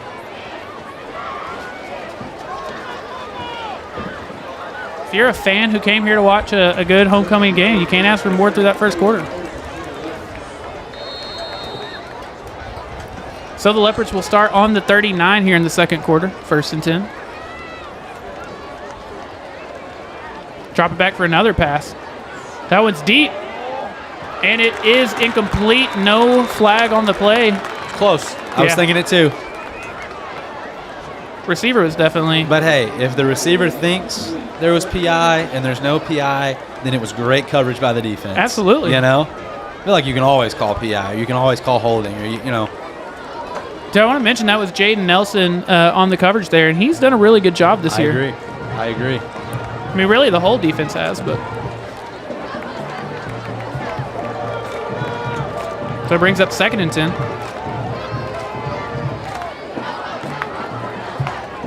Dropping back for another pass. That one incomplete. And just another, good ball by the quarterback. Receiver has got to look that in before he thinks about getting upfield. Yeah, that's the 3rd or 4th drop we've seen here tonight. And if you're Jaden Thompson, I mean, you're making a lot of really good passes. Yeah, you got to help him out. I mean, that's the difference in 3rd and 5 or 3rd and 4 and now 3rd and 10. Right, I got to mention, this is the 3rd and 10 of this drive. Yep, you want to get off the field if you're the Cats defense, no question. Kind of a bunch set over there on the right. A little bit of a high snap. He's dropping back very deep, Ryan. He's going to toss that out of bounds. He started on the 39. I almost thought that was a screen. Yeah, he dropped back that far. He started at the 39, and he gets the pass off at the 20. He's 20 yards back. Right. Yeah, that's gonna bring on the punt unit. That's big. Now, I will come out and say I do not expect a fake here. That's fair. 4th and 10 from the 39. Yeah, I don't see it happening. But hey, who knows? We're not the play callers. Who knows? We've had a lot of different punt returners this year. At one point, we put 2 people back there, but Cooper Faircloth returned some punts. Jackson Hare, now C.J. Williams. CJ are going to get fields a return it. Ooh, here. He gets a miss on, and now he's cutting back this way. Ryan, CJ's down to the sideline. Finally knocked out close to the 35. CJ Williams, have yourself a night. Man, he's just doing it all. I mean, he's running it in, he's throwing it in, special teams. Now, great play by the punter there.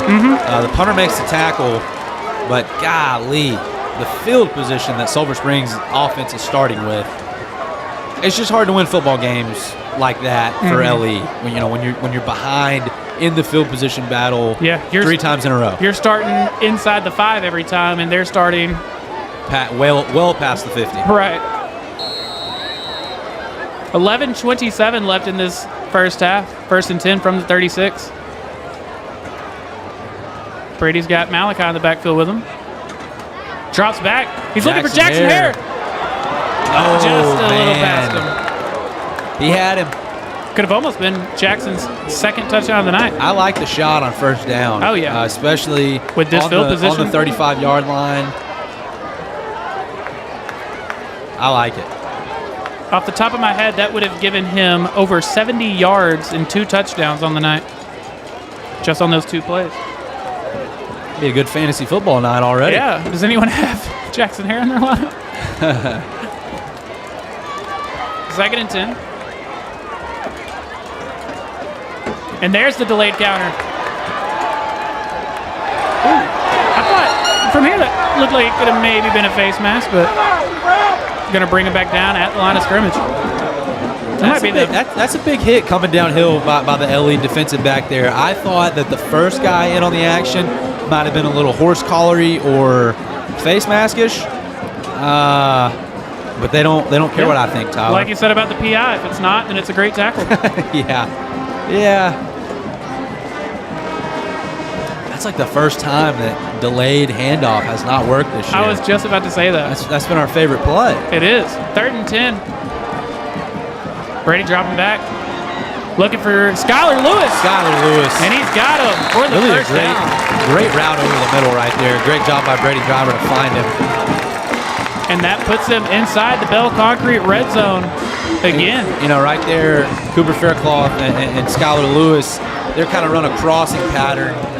And Brady, he's reading that safety. Whichever way he goes, Brady picks the opposite right there. And that dig over the middle, wide open, move the sticks for the Wildcats. Between the two teams, that is the third conversion on a 3rd and 10. That's tonight. not what you want to hear as a defensive coordinator. 1st and 10 from the 18. Give to Malachi. They're going to bring him down pretty quickly. Yeah, LE doing a pretty good job of wrapping Malachi up. Of course, he did make a huge miss earlier in the night, but I think so, but I think later in the games, teams get tired of chasing him. Don't you feel that way? I feel like, absolutely. I feel like second half. A couple times this year, we've been like, Malachi didn't do a ton in that first And they half, don't have oddly 100 enough. yards. And then he finishes with over, yeah. What do you have, 117 last week? Yeah, I believe Is that so. what it was? Yeah. I think he's had 100 every week. And maybe the Hallsville game would have been the only one he didn't. We don't have stats on that game, but all the games we have stats on, he has 100 or more. Wow. 2nd and 9 from the 17. Another play action. Brady looking for ZJ. Oh, man. Incomplete. Just a little bit behind him. That would have done it. That would have been the trifecta. Great RPO there. I like the read.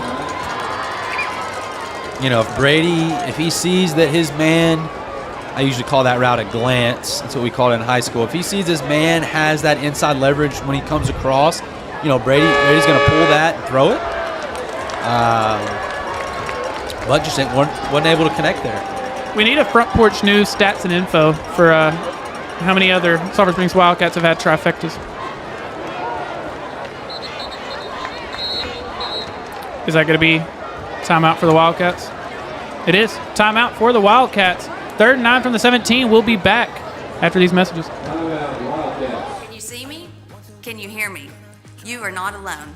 Thousands of others are seeing this. In fact, in the last 90 days, our clients' content has been viewed over 1 million times. Things just like this. I just wanna see the light.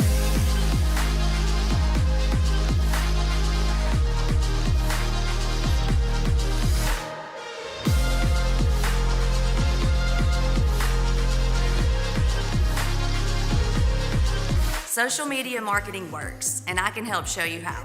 I'm Mandy with Chad's Media. Call me today and let's share your message with everyone. I just wanna see the light. Ryan, 3rd and 9 from the 17. 9 minutes, 19 seconds left in this first half. We've already seen them complete a 3rd and 10 on this drive. You think being in the red zone changes the play calling at all? It depends. I mean, the closer you are to the goal line, the less field you have to work with. So you don't have goes, you don't have posts, you don't have seams, you don't have these deeper routes. A lot more crossing, a lot more timing stuff. But from here, you pretty much got everything. Yeah, that does make a 3rd and long a little bit tougher, but like you said, you've still got... I like man coverage down here to my man Jackson Hare. Brady rolling out to the left. Now he's got to come back this way. Going to try to just get rid of it. And That's he a smart does. play. Yeah. I mean, that's a smart play. Sometimes if you reverse field as a quarterback, it breaks wide open because the DB can't cover that long. But Brady, again, taking care of the ball is a big stat. Yeah, because what now is going to be a 34-yard field goal could have been wailed past. Or you throw a stupid pass Right. and it gets picked off. Right. So good job there. Going to be a 34-yard kick. I've been practicing my quick man. There you go. I've also been playing Madden a lot here lately, so that's been helping. Good snap, good hold. It's up. Oh, that's a great kick. Yuri Santa Cruz is having himself a night. He had the huge tackle. He booted it all the way inside the 1, another one inside the 6, and now a 34-yard field goal. Not to mention he's 2 for 2 on his PATs. That's a candidate for player of the game. He's making a case. Ryan, Yuri Santa Cruz is red hot right now. If he keeps it up, LE might have to call our friends over at Donnie's Heat and Air Conditioning to cool him down. Donnie's Heat and Air Conditioning service is locally owned and operated with over 25 years of experience, and they look forward to serving you. Call 903-307-9786 for same-day service or visit them on East Shannon Road. Donnie's Heat and Air for all your heating, ventilation, and air conditioning needs. And Ryan, these Wildcats are hungry for a win, and I'm just kind of hungry. Might have to hit up Chick-fil-A, where everyone is the guest of honor. No matter your lifestyle or taste buds, grilled, fried, or spicy, there's something for everyone. And for all those of you watching at home, delivering is available for all you hungry cats. Order in-store or on the Chick-fil-A app. They look forward to seeing you soon. I know you sit in your room and stare at the ceiling and go, man, how can I really don't. I how promise. can I get into these ads I promise I don't. as witty and unnoticed as possible? They're getting out of hand, huh? It's getting out of hand.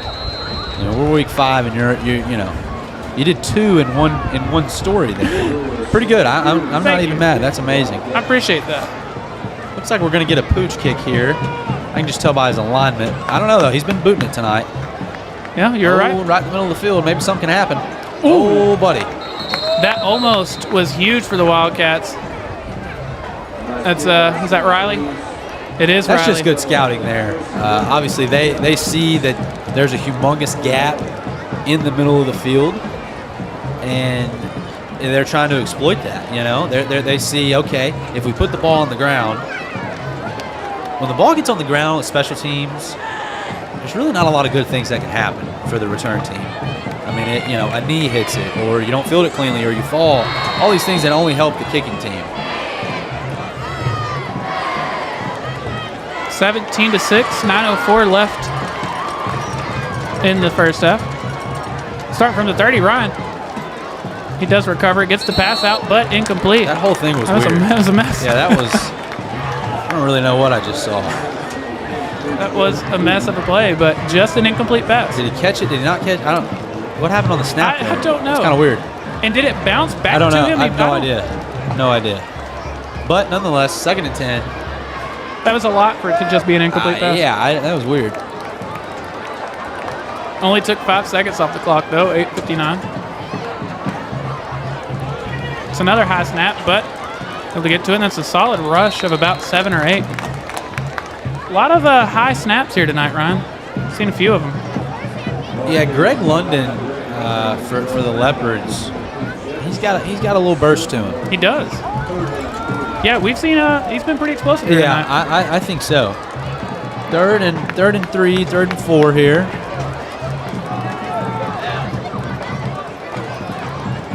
Looks like they're going to go trips right. And they give it back to London.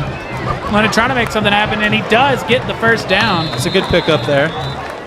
Nick almost had him in the backfield, but he's able to get the first down. Riley Hammonds with the tackle.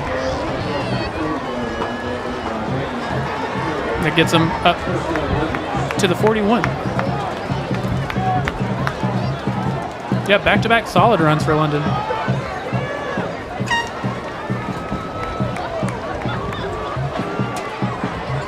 Now they got trips left. 1st and 10 from the 42. Another high snap. Able to get the pass off, though. That one's complete. Makes a man miss. And that's a first down. Quarterback's doing everything he can. You don't want to start the play with worrying about catching the snap. That's the least of your concerns as far as what you need to be thinking about. But quarterback makes a good, quick decision, gets it out to his playmaker. Playmaker makes a guy miss and moves the sticks. Yeah, it feels like every other snap, he's having to jump to catch the snap.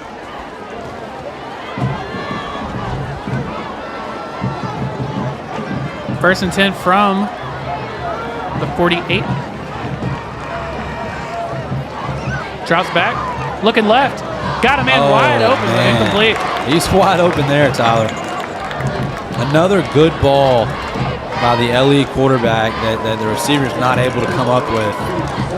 If his receivers had just caught the quote-unquote, the ones they're quote-unquote supposed to catch, he's got a very high percentage here tonight. But Tyler, what do I call it? Make the easy plays. Make the easy plays. That's what it is. Yeah, I feel like he's been throwing the ball very well tonight. But No, I think so too. It's at least 5 drops already. Brings up 2nd and 10. Got some scoreboard issues going on. Coming to his left. Nick Gatillo tried to get to it. He just throws that one away. Oh, nice catch, young man. Wow. A little bit of a round of applause for that. He deserves it. A catch in the stands? Very nice. I'd have just kept the ball. You don't see that one every day. Brian, we've got... Since 1927, Alliance Bank has been serving customers throughout North Texas. Our community banking roots run deep, and we are here to serve you. Welcome, my name is Keith Shirtliff, and I am the Market President for Hopkins County. Here at Alliance Bank, we offer all of the products and services you would expect from a large, impersonal national bank, but with the personal service you would expect from a community bank. So give us a call, stop by, or reach out through alliancebank.com. We look forward to serving you.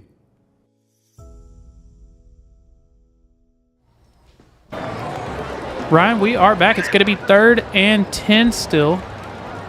I guess it's telling about the scoreboard problems. They still have it as 1st and 10 from the 48.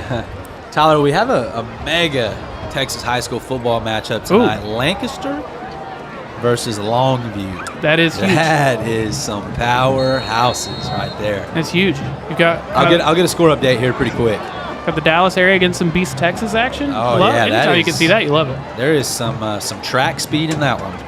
3rd and 10. Drop it back deep. Looking deep. And incomplete. Just going to make it 4th and 10. Just some more great coverage by Jaden Nelson there. He's pretty locked down. He is. He's got a corner body. You know, kind of slender, long arms. And that's what, you know. It goes back to that if you're looking just at a stat sheet, because I don't believe he has an interception yet this year. Yet he's played great coverage all year. Corner is, you're really doing pretty good if you're not getting any stats. Right. Because it means they're not throwing your way, or you're covering it so well that there's nothing else to do. You know what I mean? Absolutely. That's the one position, like you said. Yeah, that's a position you gotta watch with your own eyes. Punt. Probably just get away from that one. Yep. Oh. You know, right there. I feel like you grabbed that one pretty quick. Here's a little special teams teaching moment for you. Let's see if we can get some extra roll out of that if I'm LE. I mean, unless he just saw that it was coming, like, unless he got such a good read that he knew it was coming back this way. Unless he's Isaac Newton, then he didn't. Let that ball drop, young man. That's the best thing I've heard you say this year. You're talking about me being in postseason form. That's postseason form jokes. Unless he's I got a lot of Isaac Newton. them. They just come to me. 1st and 10 from the 22. 7:03 left in the first. I feel like this has been a real slow quarter. It has been. Brady keeping it himself.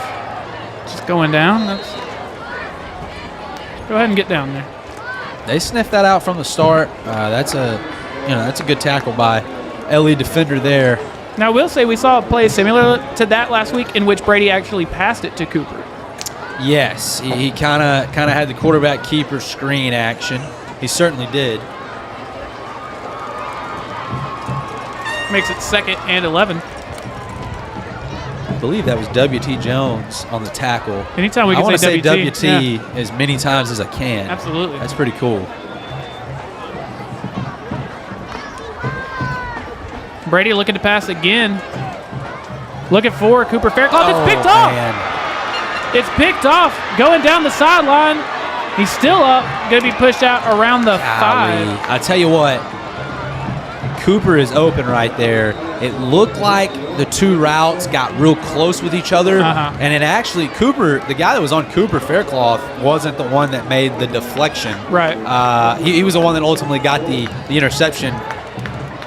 Yeah, whoever was covering CJ helped him out a lot with that was just unfortunate spacing. They say teamwork makes the dream work. In that instance. You know, tips and overthrows, gotta have those.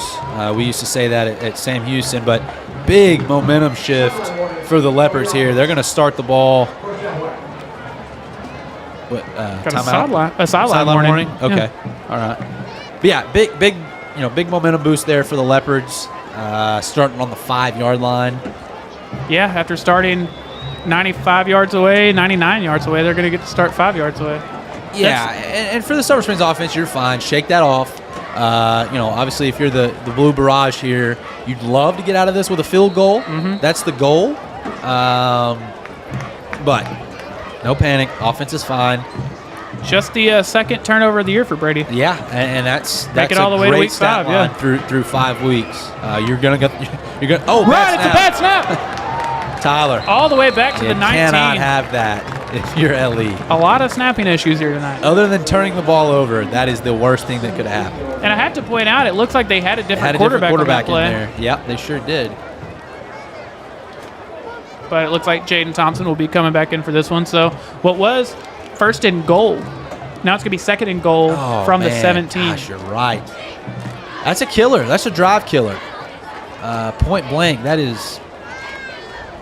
Yeah, that's exactly and we what you saw want them from go Sulphur for Springs 2 defense. earlier, so I don't know what the kicking situation is like. Well, if you don't get that 2-point conversion, you're almost playing catch-up the whole time. We don't have enough men on the field for LE, it looks like. And they're going to have to use a timeout. Yeah. 5 minutes, 19 seconds left in this first half. We'll be right back.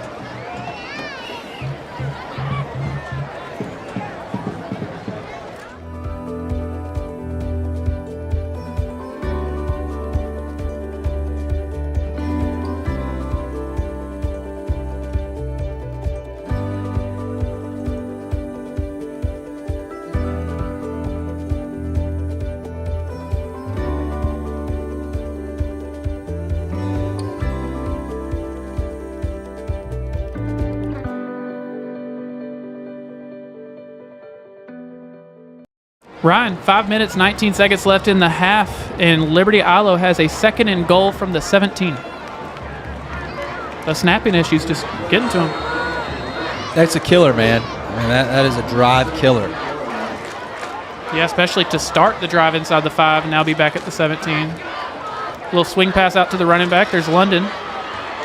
London making something happen. Getting all the way inside the 10. Looks like maybe up to the 9.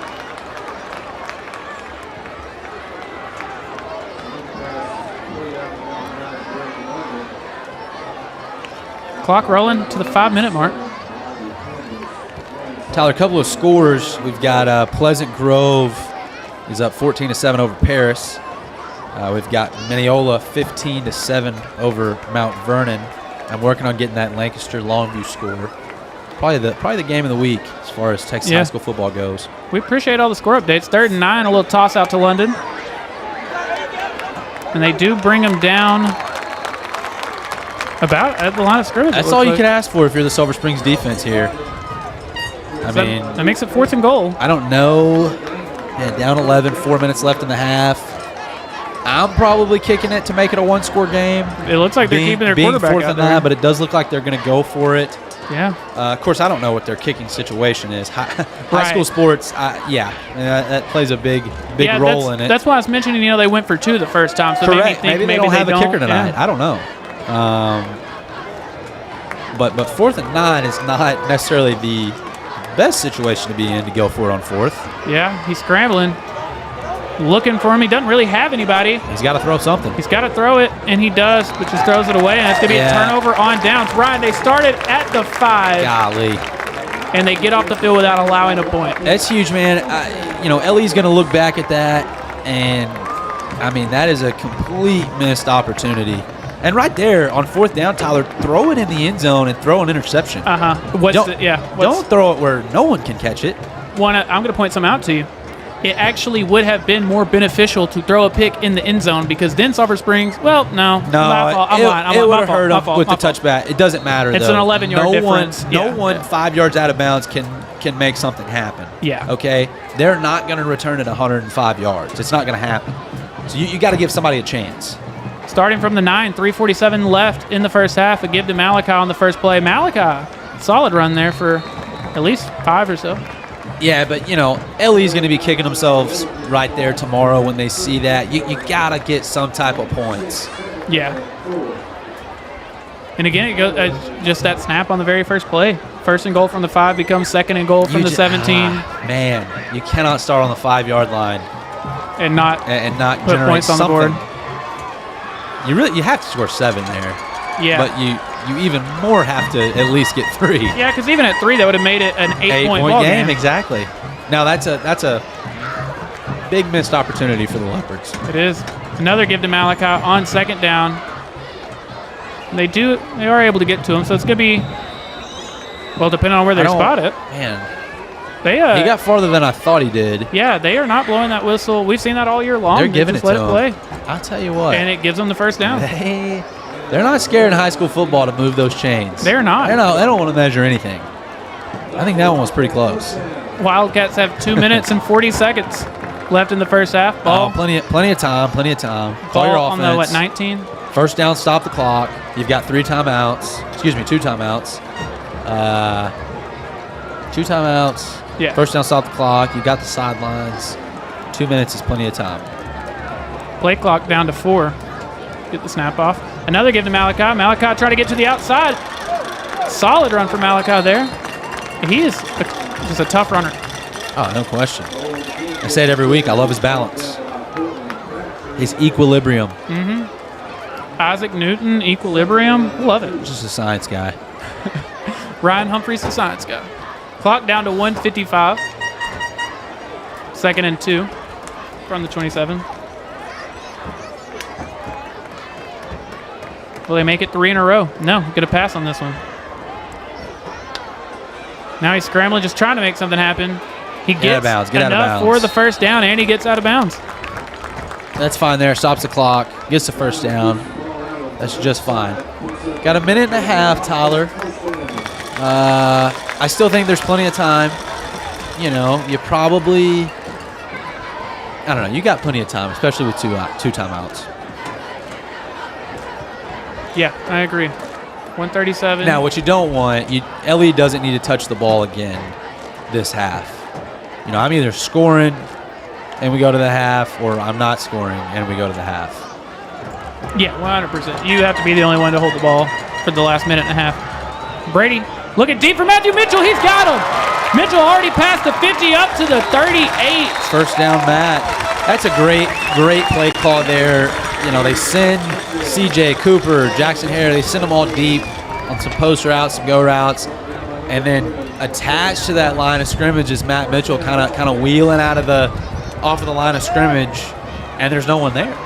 So great ball by Brady Driver to find Matt Mitchell, and first down Matt lives on. He does, all the way up from the 29 to the 39. Clock rolling again, 1:20 left. Like you said, 2 timeouts. Brady dropping back once again. He's looking deep. He's got it. For CJ Williams. He's got him. Touchdown, CJ. 39 it's the trifecta, yards. Tyler. He's got the trifecta in the first half. He can catch. He can run. He can pass. That's big time. The man didn't even need 2 quarters to get the trifecta. I said that it'd be great if Ellie didn't touch the ball, but I'll trade 7 points. I'll trade 7 points for that, no question. 100%. Just how you draw it up. I tell you what, I actually was watching CJ directly on that play, and he had it beat from the start.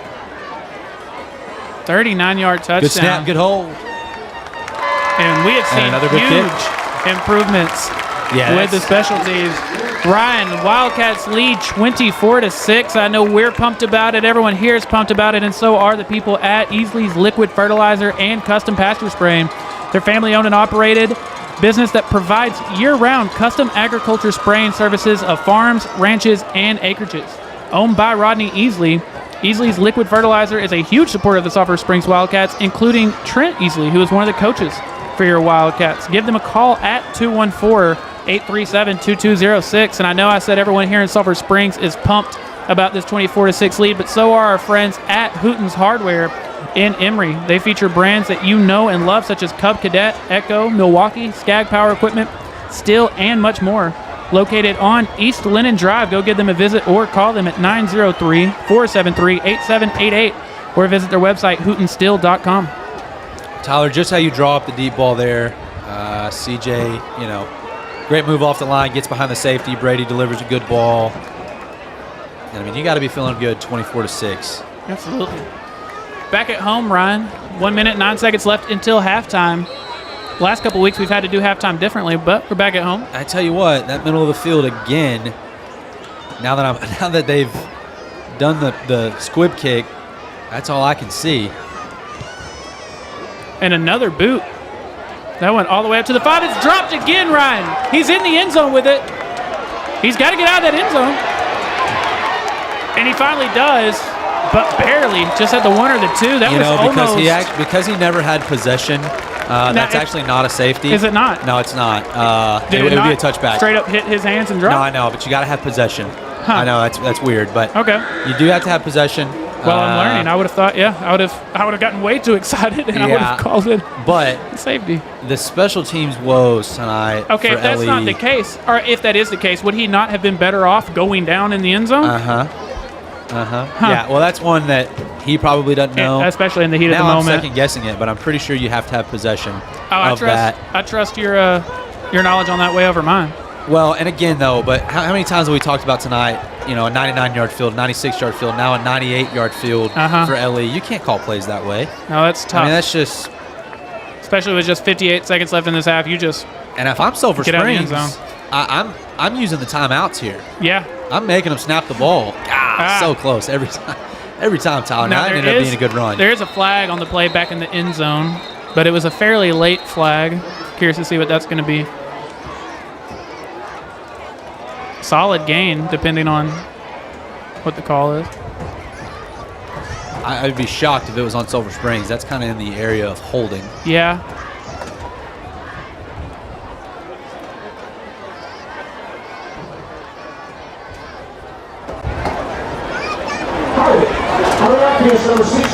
And that's exactly what it is. That penalty is declined. Okay, all right. So they're going to decline it. It's going to be second and medium. Yep, second and medium. 49 seconds left in this half. Ryan, we have... Clock does stop. Okay, here's why they did that. Clock stops, okay, because you can't commit a penalty to stop the clock if you're the offense. Sulphur Springs has 2 timeouts. It's second down, okay, so if you get 2 stops here, Sulphur Springs actually could get the ball on their side of the 50. That's a chest level move. That is. Could be another give on second and 5. Now with He's the first got down, room with the first down. You really can just. I mean, you can call timeout, but you could just let it go to the half if you wanted. Yeah, you would have to run one more play. Well, I mean, I'm more so mean, don't use the timeouts. No, right, for the right. defense. Right. And that's what they're going to do. Yeah. Again, for everyone watching, we will be back to our usual halftime show. So as soon as halftime starts, we will go to a quick break, and then we'll be back for our halftime show with a special guest. So stay tuned to see who that guest is. And, of course, going to make sure y'all get to see the Blue Blazes and the band. First and 10, another give to London. London's also a very tough runner. Another flag down on the field. Yeah, no, Liberty-Eylau just 6 points in this first half, but London has looked solid.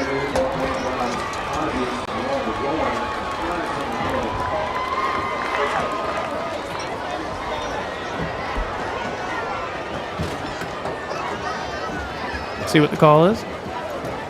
Personal foul. On the defense, number 60. Hands to the face. 15-yard advantage to the other line. All right. First down. All right, that's going to be a gain of 15 for Liberty-Eylau.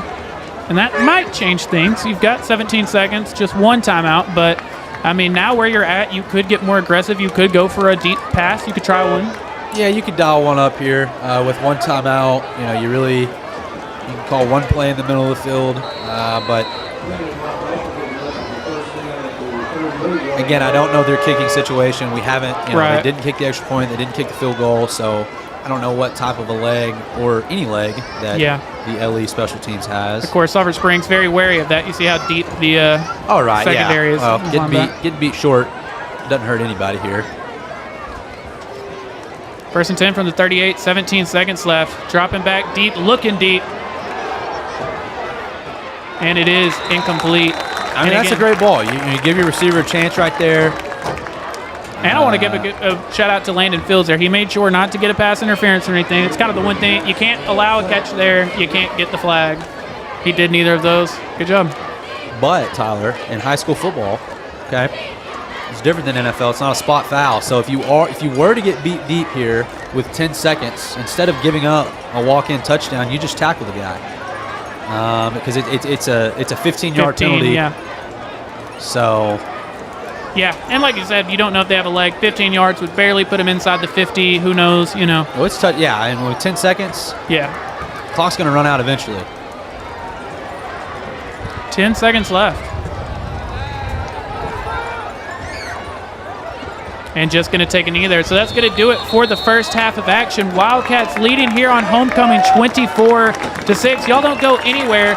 we've got the Brian Tolliver Ford halftime show. I want to tell you very quickly about Brian Tolliver Ford. They understand that your time is valuable. That's why they provide options to make your next purchase or lease more convenient. Visit BrianTolliverFord.net to see how you can make your next purchase from home. There's a number of reasons to choose Brian Tolliver Ford, including money-back guarantee, exceptional customer service, trade-in appraisal, and online purchase. Visit Brian Tolliver Ford on Gilmer Street in Sulphur Springs or give them a call at 903-459-5031. Y'all don't go anywhere. We've got a great halftime show for you with a great guest. We're going to make sure you see the band and the Blue Blazes, and we'll be back for all of that and more.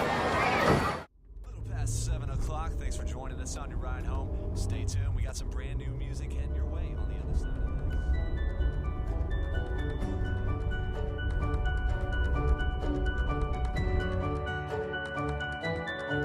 You sure look like you could use some help. I sure could. I'd appreciate it. I used to have a truck just like this. I've had this one probably 20 years. It sure has been good to me. We're a Ford family too.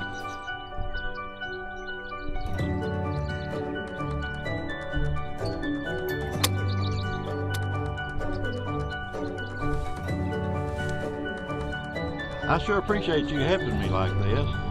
By the way, my name's Charles. Glad to meet you, Charles. I'm Brian. You be careful going home now. All right, you do the same.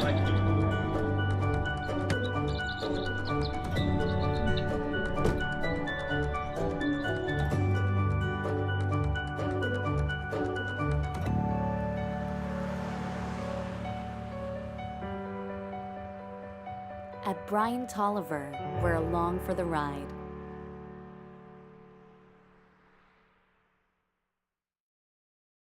Commercial Glass and Mirror is owned by David Gideon, the father of 3 different Wildcats, including Gage, who's currently a key player on the Wildcats golf team. If you're looking for the best residential and commercial glass replacement services around, call Commercial Glass and Mirror at 903-885-2661. You can find them on the service road at 405 Interstate Highway 30. We're huge fans of Commercial Glass and Mirror, and we know that you will be too. Toby Boatman Garage Doors is a family-owned and operated business that has served Hopkins County and surrounding areas for 20 years. They provide high-quality and long-lasting work that you can find on their Facebook. Call or text 903-348-6170 for all your residential and commercial garage door needs, including installation and repairs. No matter how big or small your job is, Toby Boatman Garage Doors will fix you up. Discount Wheel and Tire of Sulphur Springs offers a full line of Michelin tires. When you're looking for the right tire, the choice is easy. Michelin packs more science into their tires to bring together safety, durability, fuel efficiency, and performance without any trade-offs. Match the right tire with the right service today at Discount Wheel and Tire, proudly serving our Wildcats for over 25 years. Hooten's Hardware in Emory, Texas, which features brands such as Cub Cadet, Echo, Milwaukee, Skag Power Equipment, Steel, and much more. Hooten's Hardware is more than just nuts and bolts. You can find Hooten's at 1139 West, East Lennon Drive in Emory. Call Hooten's today at 903-473-8788 or visit their website, hootensteel.com. Chick-fil-A is where everyone is the guest of honor. No matter your lifestyle or taste buds, grilled, fried, or spicy, there's something for everyone. Delivering and catering is also available for all those hungry cats. Order in-store or on the Chick-fil-A app. We look forward to seeing you soon. Go Wildcats. The Way Bible Church wants to welcome you home on Sunday mornings at 9 o'clock and 10:45.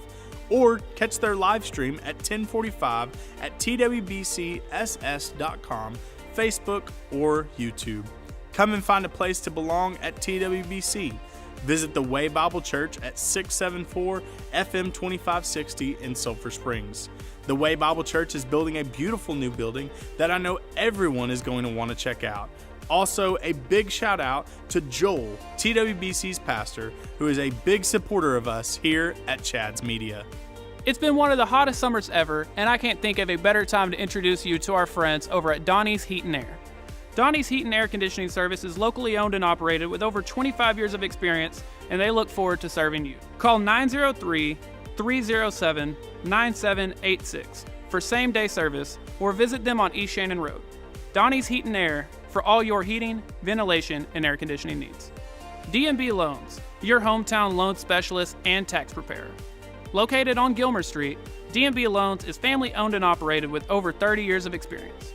They offer personal loans of anywhere from $100 to $3,000. They also offer in-house financing on high-quality furniture and appliances, from sofas to bedroom sets and mattress sets. They also offer tax prep and utility bill pay. Owned by Jennifer Clark and Wiley Roten, they are huge supporters of the Wildcats, including grandson Matthew Clark, who's on the football team, and granddaughter Kylie Clark, who is a varsity cheerleader. Since 1927, Alliance Bank has been serving customers throughout North Texas. Our community banking roots run deep, and we are here to serve you. Welcome, my name is Keith Shirtliff, and I am the Market President for Hopkins County. Here at Alliance Bank, we offer all of the products and services you would expect from a large, impersonal national bank, but with the personal service you would expect from a community bank. So give us a call, stop by, or reach out through alliancebank.com. We look forward to serving you. It's back to school time and it's about to get super busy. Are you tired and stressed? Do you need to get into a healthier routine? Let me help you. The FitWit meal planning program helps give your body the fuel it needs to live a healthier life during these busy times while helping achieve fitness goals and save money. It also fixes the confusion of, what should I eat? Let me help you find that better, healthier routine and to start feeling good about yourself so you can focus on what matters most. Follow FitWit on Facebook and Instagram and message me today to begin your journey. Mayo Appliance Services, providing service calls, diagnostics, and repair for all home appliances with fast, affordable, and reliable service guaranteed.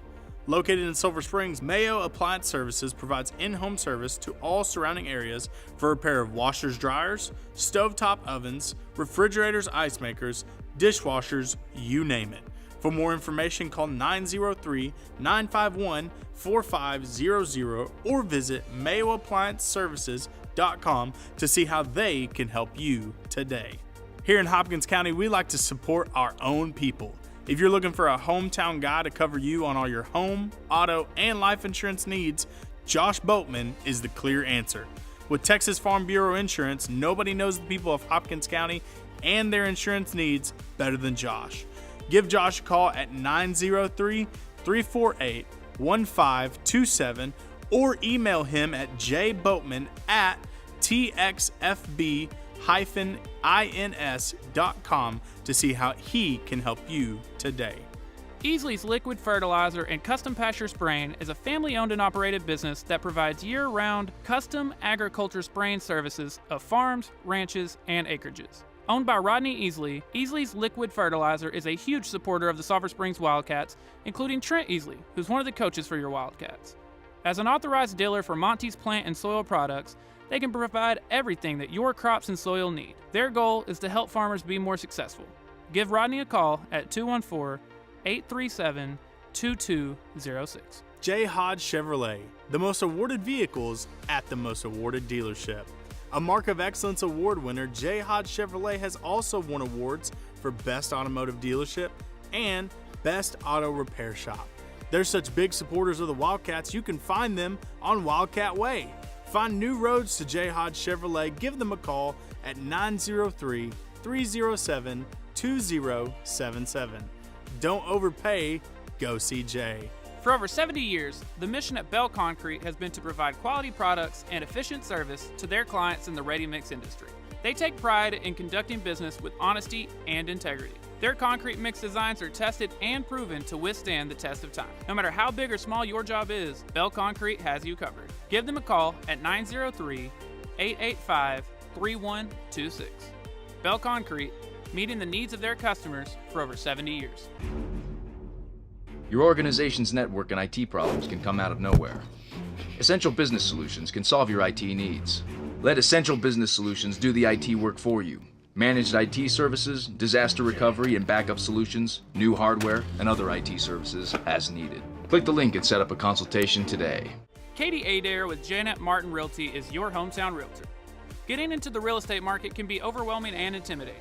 Who better to go with than the best hometown realtor who knows the people of Hopkins County and their real estate needs? Katie was born and raised here in Hopkins County, and she even taught at SSISD for 6 years. Nobody works harder and is happier to help the people of Hopkins County than Katie Adair. Give her a call at 903-243-2304 or email her at katie@janetmartinrealty.com. That is Katie, K-A-T-I, to see how she can put you in a new home today. Ladies and gentlemen, we are back live here at Gerald Prim Stadium. Wildcats leading 24-6 here at the half. And of course, we will make sure that y'all get to see the Wildcats band and the Blue Blazes and everything. But until then, we are joined by a very special guest, someone that I think everyone watching is familiar with. Mr. Driver, you're here. What's going on? Good evening, Tyler. Thanks for having me back. Yes, sir. This is my second time getting to have you as a guest. You helped me out during the softball playoffs, and I got to thank you for that because I was drowning a little bit. It was a doubleheader with like an hour and a half break in between, and we were just live the entire time. Well, I'm not much of a talker, but you took care of the talking, and I took care of, I think, getting you some water. That's all I took care of. You did help me out. I greatly appreciated that. I went to text you this morning, and I saw that. I forgot about that. I saw you text me, and I was like, you really helped me out that day. I appreciate it. How have you been, though? Great. How have y'all been? Well, the Wildcats are 3-1. They're up 24-6. I'd say we're doing pretty great. Great homecoming night. Absolutely. Obviously, we've been up here. I know you've been down there. How's it feeling? Does it feel? Oh, this has got to be one of the largest crowds we've had in my 8 years here. I was about to say this is my third. I mean, Ryan's got maybe two more, another decade on me, but this is pretty much this pretty much is. I mean, with them being 3-1, having homecoming, that's a great turnout. Yes, sir, it is. I was about to say this is my, I believe, third season covering this team, and I have not seen what felt like a crowd like this, But well, if you win, continue to win, and they will continue to come. And I know they marked that student section out a few more sections tonight too. They did, huh? Which is a great problem to have. Yes. You want them as rowdy and having as much fun as possible, and homecoming 24-6 at the half, Cats 3-1. That's all. It's just a recipe for success. Now I've got to mention, because you're Mr. Driver, you're Brady's. The whole team's been great this year, but I got to mention the real reason I got up here. Your son. If my math is correct, he now has 15 total touchdowns to just the 2 turnovers. I mean, he's having a great season.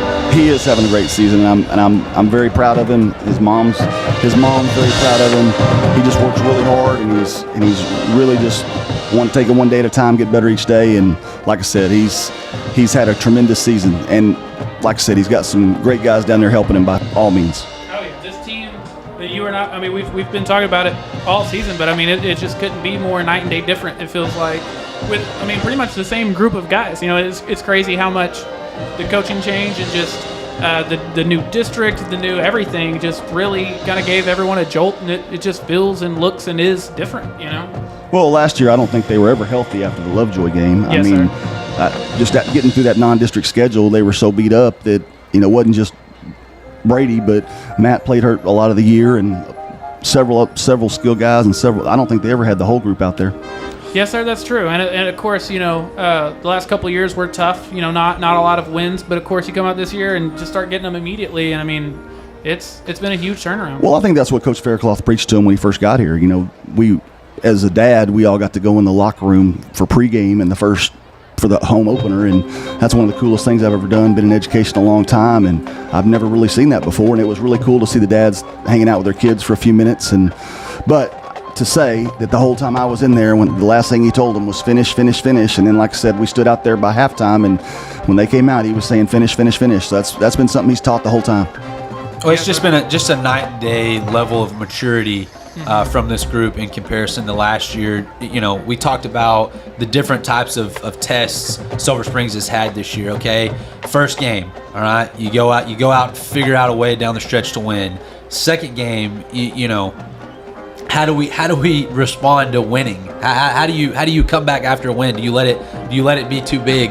Okay, on the road they get a loss. How do you respond after a loss? How do you respond to being down Well, the next week they go out on the road again and put it on Van Alstyne, and tonight it's been no different. They're moving in the right direction towards that district schedule, and like I said, the level of maturity is it's a lot different this year. It absolutely is. Again, I want to remind everyone, as soon as the Blue Blazes and the Sulphur Springs band start, we will make sure that y'all get to see and hear every second of that. So many of our audience is here for that. We all love the Blue Blazes and the band. I didn't realize I was setting that up exactly as they were going out there, but it seems like that's exactly what's going to happen. So we're going to get out of here. Make sure y'all get to watch all of that. Stick around with us for the rest of this Brian Tolliver Ford halftime show. Mr. Driver, it's great to see you. It's great to see you guys. Thanks for having me on. Y'all doing a great job. It's really neat to see on them stream live. Thank you, sir.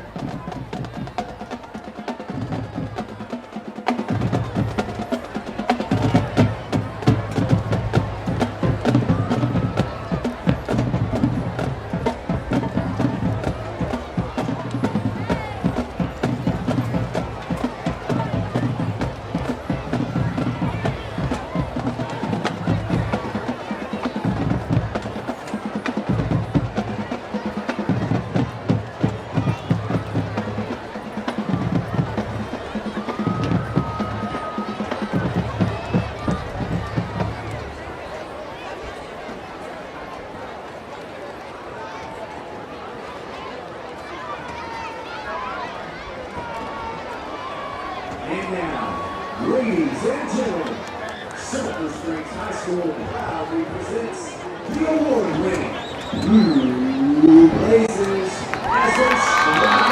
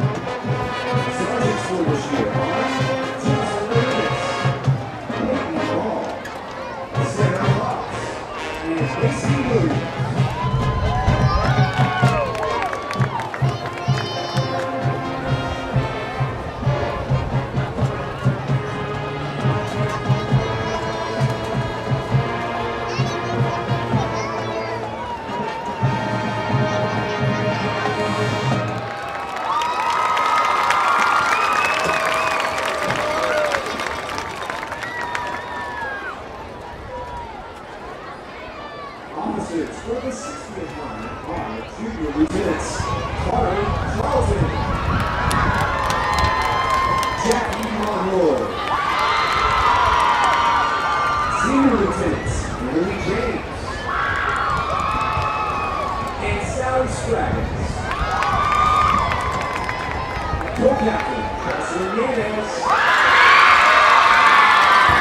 and Captain Olivia Wood.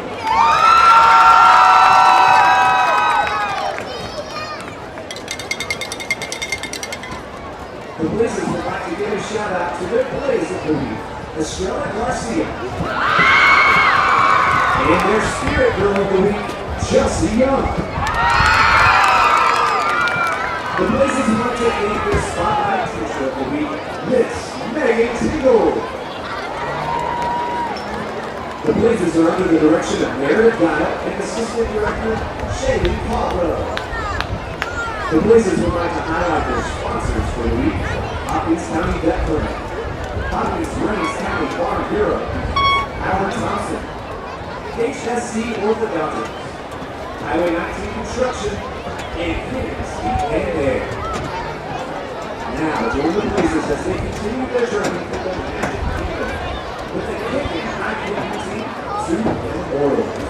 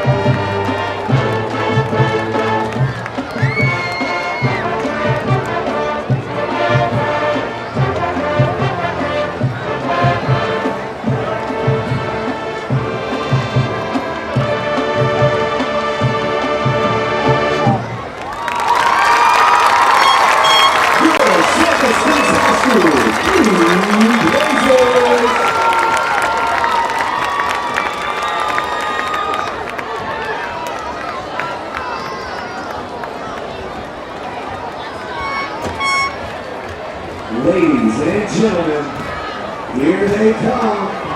You know what to say. Man, oh man, Wildcat Band. The band is being led out to the field by Assistant Drum Major Catherine Rosa and juniors Catherine Starzik, Jeremy Resendez, and Lauren Maynard.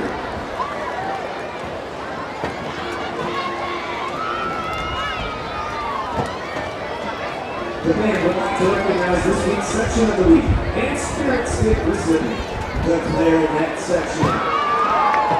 And this week's band members of the week are Charlie Wilmer and Isaac Stanley.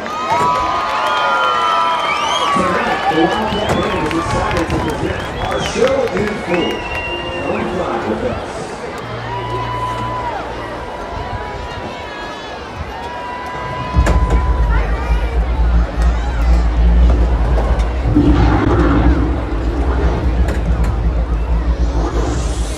Throughout history, dragons have held a place of fear.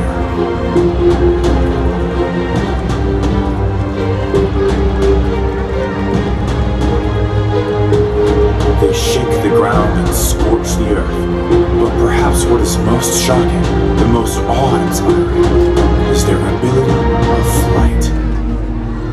What if our preconceived notions about them are wrong? What if we don't have to be afraid? What if we could fly with them? Come fly with me, let's fly and fly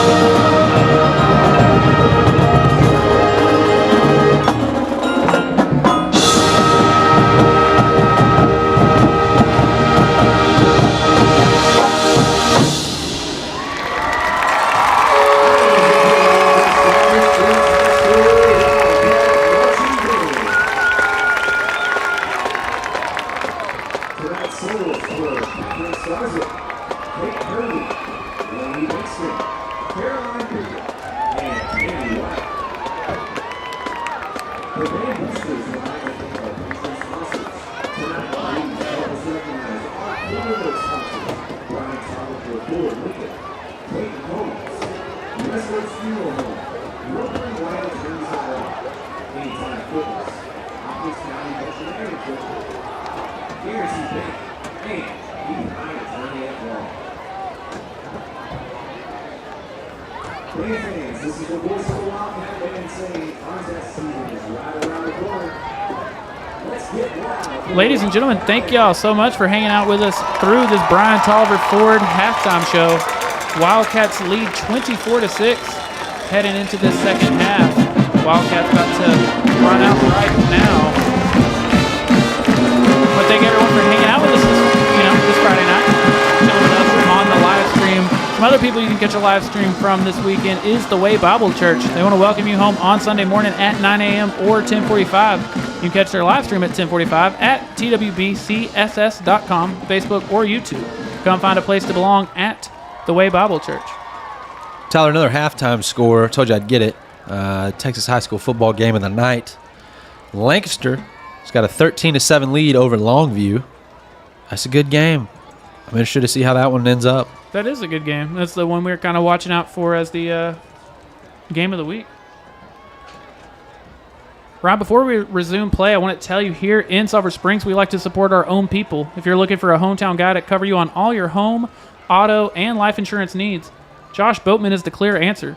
With Texas Farm Bureau Insurance, nobody knows the people of Hopkins County and their insurance needs better than Josh. Give him a call at 903-348-1527 or email him at jboatman@txfb-ins.com to see how he can help you today. Ready for the second half of action, a 24-6 lead, Ryan. Now, Tyler, down 24-6, okay. I'm kicking off. I would not be surprised by some second half trickery here. Yeah. Maybe a fake onside, or excuse me, a surprise onside, I guess. Maybe pooch it up, try to get something to happen. I don't know. I would think trailing as much as you are and you haven't had the offense like that, I mean, it's worth the risk almost. Absolutely. Yeah, no question. Let's see what they do. And I feel like our three back to field are in a different position. I feel like CJ... maybe I'm wrong. I thought he was on the other side, but...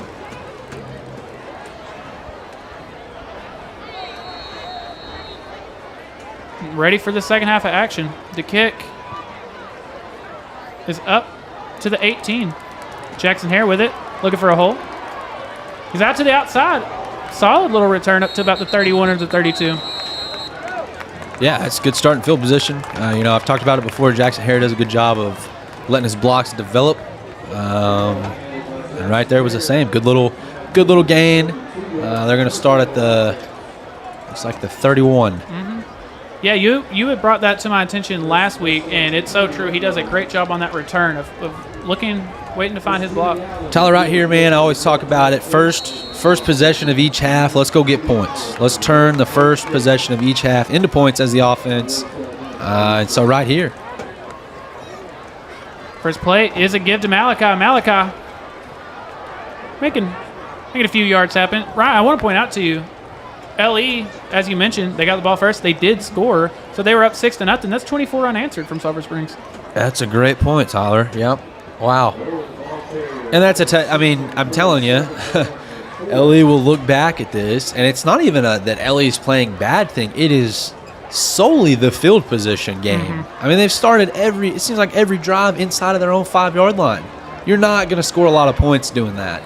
Yeah. And in turn, Sulphur Springs, their length to go is so much shorter. It has been. Malachi with another great run all the way past the 50. Brought down at the 48. Huge run for Malachi there. It was like we said earlier, that second half, he gets going. Oh, I know. I think people get tired of chasing after him. He's so shifty. He bounces outside. Just kind of becomes an asshole. Dude, if I'm a linebacker, about that second half, I'm sick and tired of that dude. I do not want to see him anymore. First and 10, already past the 50, up at the 48. Dropping back this time. Going to keep it himself. And it's brought down around the line of scrimmage. You pointed out LE has had so many times where they had 95 plus yards to go. They started at the 5 on one of them. The only time they weren't back like that. And, of course, didn't walk away with points. And they didn't score. Yeah, exactly. So, I mean, just think instances like that, it's just not going to be fun to look back at those situations. Yep, definitely a lot of film, a lot of instances to look back on. A lot of ifs, ands, and buts.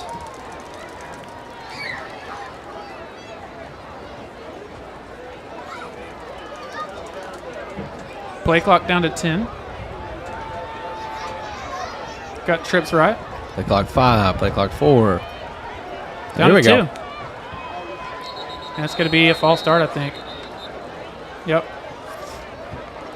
You were very close to a delay of game. Instead, got the false start. Yeah, might have had some communication stuff there. Certainly not what you want. 2nd and 8, but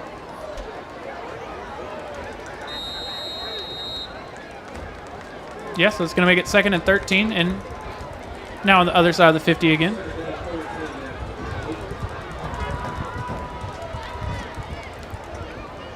That being said, I don't mind. You know, you've got a 18-point lead. Don't mind taking your time. 2nd and 13 from the 49. Malachi in motion. Instead, dips it off to Cooper Faircloth, and Cooper kind of taken down by one of their offensive linemen. Just a collision there. a little bit of a friendly fire action there. You fake the bubble from Malachi, kind of throw the jail screen to Cooper, and what's a bummer is that was one of the hardest hits of the night.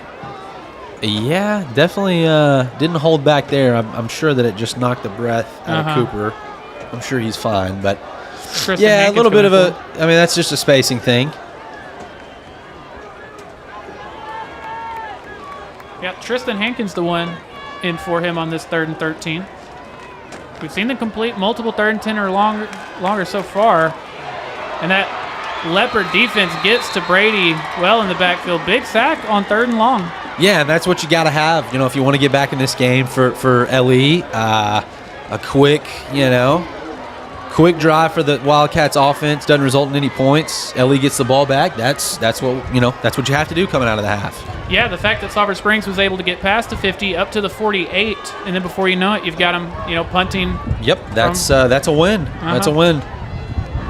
And they're not even, depending on what happens with the punt, we've seen them really struggle and kick and punt return, but depending on how it goes, they're not going to have awful field position. Yeah, they've had a real problem fielding special teams tonight, fielding the ball. And again, could have been bad. It bounces, but it's going to be a solid return there. I'll tell you what, Tyler, that was inches away from being a fumble recovery by Sulphur Springs. You could tell that was about to happen because both of the returners kind of looked at each other. Well, it was kind of the you got me, it? me, you, that type of situation. That's kind of a baseball thing. I know you get that, but former outfielder, someone's got to step in and call it. Yeah, but it's gonna be 1st and 10 from the 37. 8 minutes, 3 seconds left in the second quarter, or in the third quarter rather.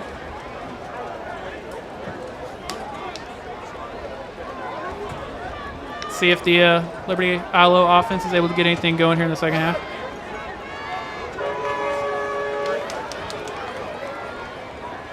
Going to keep it himself, a little quick pass. That's a solid gain of about 7. Yeah, nice, easy completion. I'm a big believer in the screens. That's a positive gain on 1st down, and now they're staring 2nd down in the face with about 5 yards to go. 4 yards to go. I'm surprised they didn't try more of those quick passes, more screens, stuff like that in the first half. 2nd and 4. From the 43. They give to London. London keeps the feet moving, gets the 1st down, and then some. He's up to the 50. To me, he's been the best player for LE's offense tonight. Agreed. He's certainly been the most consistent. Yeah, they don't have a ton of total yards, but I bet he's responsible for a lot of it. Yeah, I think his stat line's probably going to look perfectly fine at the end of the night. No question, and that's another 1st down run there. You know, what's crazy is how good LE's offense, how efficient they looked that first drive of the game, and really since they have not had the same. Yeah, you're right. They just haven't had the same consistency. Granted, I believe they started that one at the 38, but still, they were very efficient. Dropping back for another quick pass. That one's caught. Gain of about 4. That's a really good ball. Wide side of the field, 5-yard stop, easy completion. The quarterback's got a good arm. I think that he's very comfortable making kind of the intermediate throws. He's had a lot of drops tonight. That has hurt him. Yeah, he's looked good. Like you said, I mean, I was counting earlier. I probably lost it, but it's at least 5 or 6 drops, if not. Yeah, no question. He's not getting help in that department. Those quick passes like that helping him a lot, though. 2nd and 5 from the 45. Another weird snap. Buddy has it. Another quick pass. It's completed. Kind of had the Patrick Mahomes, Matthew Stafford sidearm action there. But that should be enough for another first down. 2 Texas quarterbacks. Yeah, I didn't actually mean to do that, but Highland Park and White House. Give you a fun fact: Matthew Stafford's first ever high school game was against the Sulphur Springs Wildcats. Really? And even more of a fun fact, I don't know about his first game, but Coach Faircloth was a part of the staff when Stafford was there. Oh, okay. Yeah, there you go. When it was the combo of Clayton Kershaw and Matthew Stafford. There you go. Play clock down to 3. And the play clock, okay. Gets the pass off. It is completed. And it's going to be for another first down, I believe. He's still going. Finally brought down by Riley Hammonds and a couple others. Going to be another first down. They're looking very efficient on this drive. Looking a lot more like they did, as you mentioned, on that first drive in which they were very efficient. Keeps the clock rolling all the way down to 6 minutes. We're already halfway through the third quarter. But the ball's up to the 24. Got some press coverage over here from Austin Chaney on our side of the field. That's false start. Oh, they missed it. No harm, no foul, though. Quick. Yeah, definitely missed a false start from a slot receiver there on the offense, but one of the first times tonight that they've been able to wrap up London immediately and just get him down.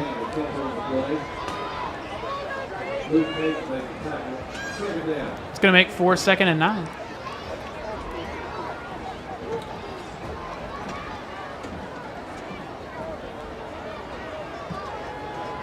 And it's been a very efficient drive, but they're taking their time. I mean, they almost got a delay of game a second ago.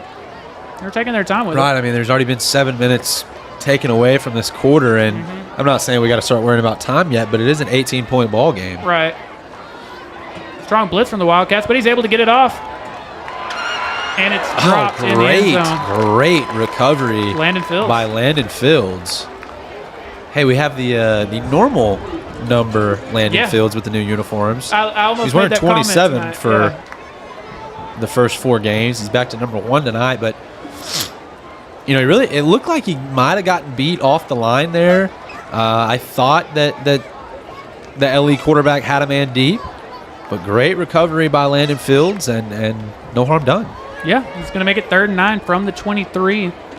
Obviously, we don't know that they have a kicker, so I would think down by 18, this part in the game, this is probably 4-down territory, but 3rd and 9. I wouldn't be surprised if you don't see another one of those quick passes, but. All right. Number 10, on the offense, 5 yards. Just delay. Just delay? No, not delay of game. So 3rd and 14 makes that tougher for sure. Yeah, and I think us not knowing if they have a kicker or not really makes a pretty big difference. Because right here, I'd normally say you can get into field goal range, but right. Great pressure from the Wildcats defense. Great tackle. Riley Hammonds getting some help there. And company right there. Yeah, that's. I believe that's Luke Caton that helped him out there at the end. Yeah, that's big time. I don't. I don't know what they call here. I really don't. Either. Before they got the delay of game when it was 3rd and 9, I was going to suggest another one of those quick little 4 or 5 yard passes. And get half of it. So then if you're going to go for it on 4th, you got a better chance. But here, I mean, it's 4th and It's 4th and 10. Or no, I'm sorry. 4th and 14, 15. Yeah.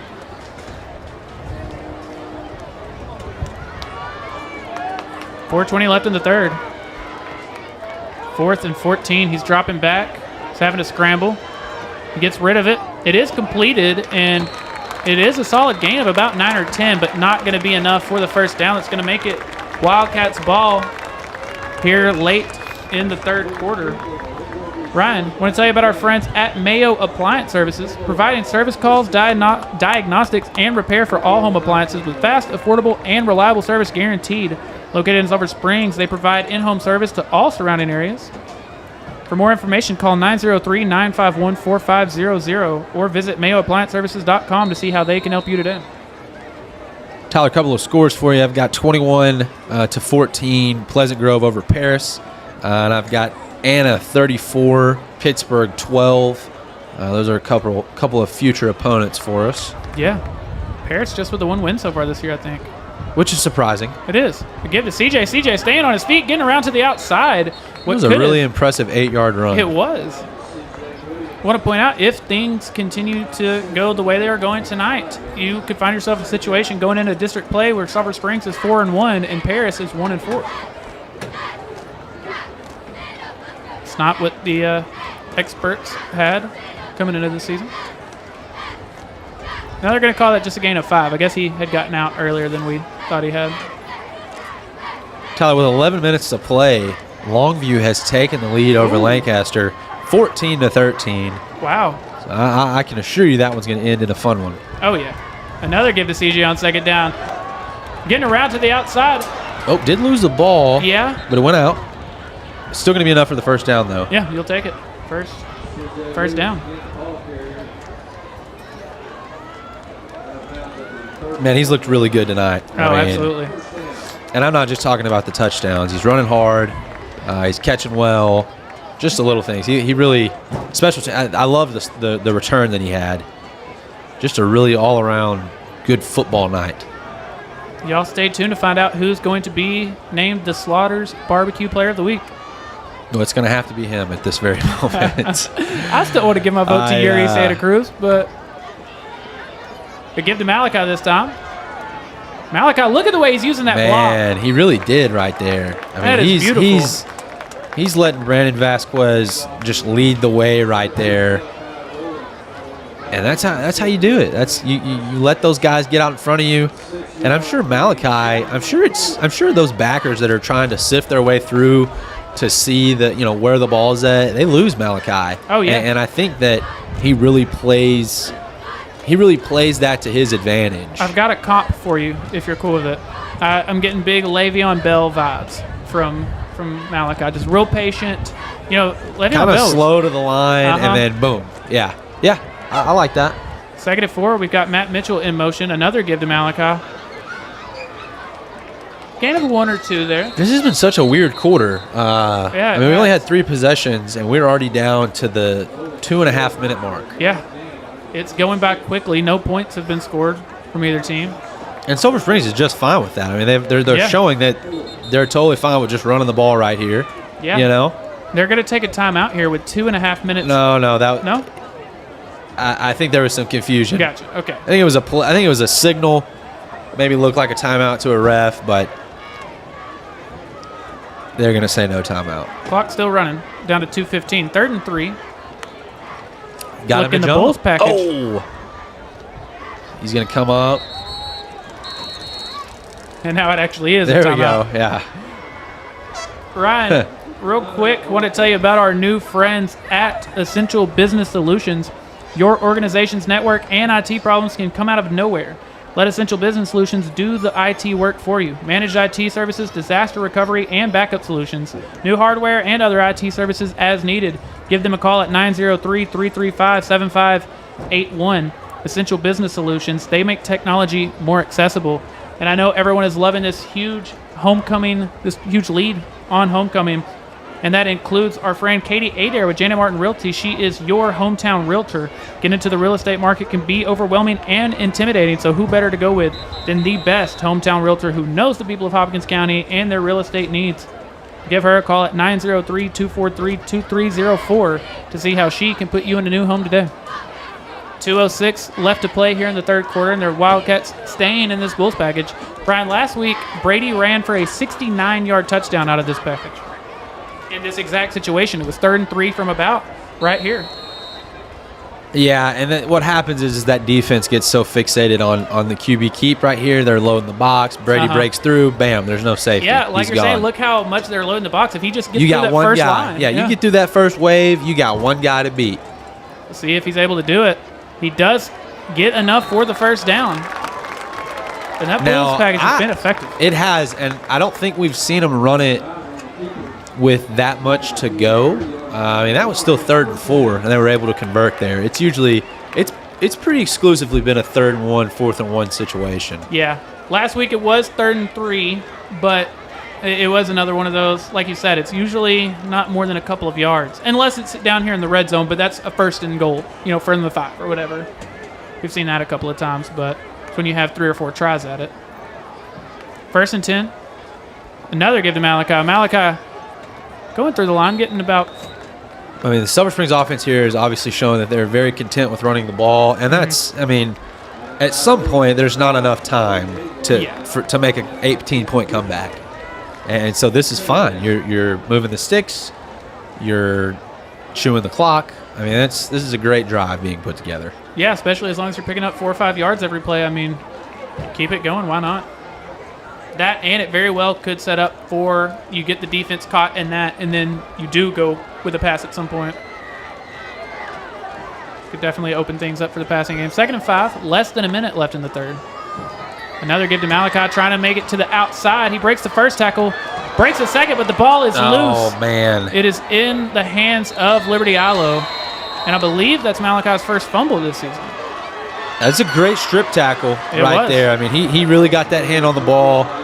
You want to, 2 hands on it when you're around traffic is always a good rule of thumb. But great play by the Liberty-Eylau defense there to cause a turnover and a little bit of life into that Leopard sideline here. You'll have the ball past the 50. You got 47 seconds left in this third quarter. If you go score here, it's a 2-possession game.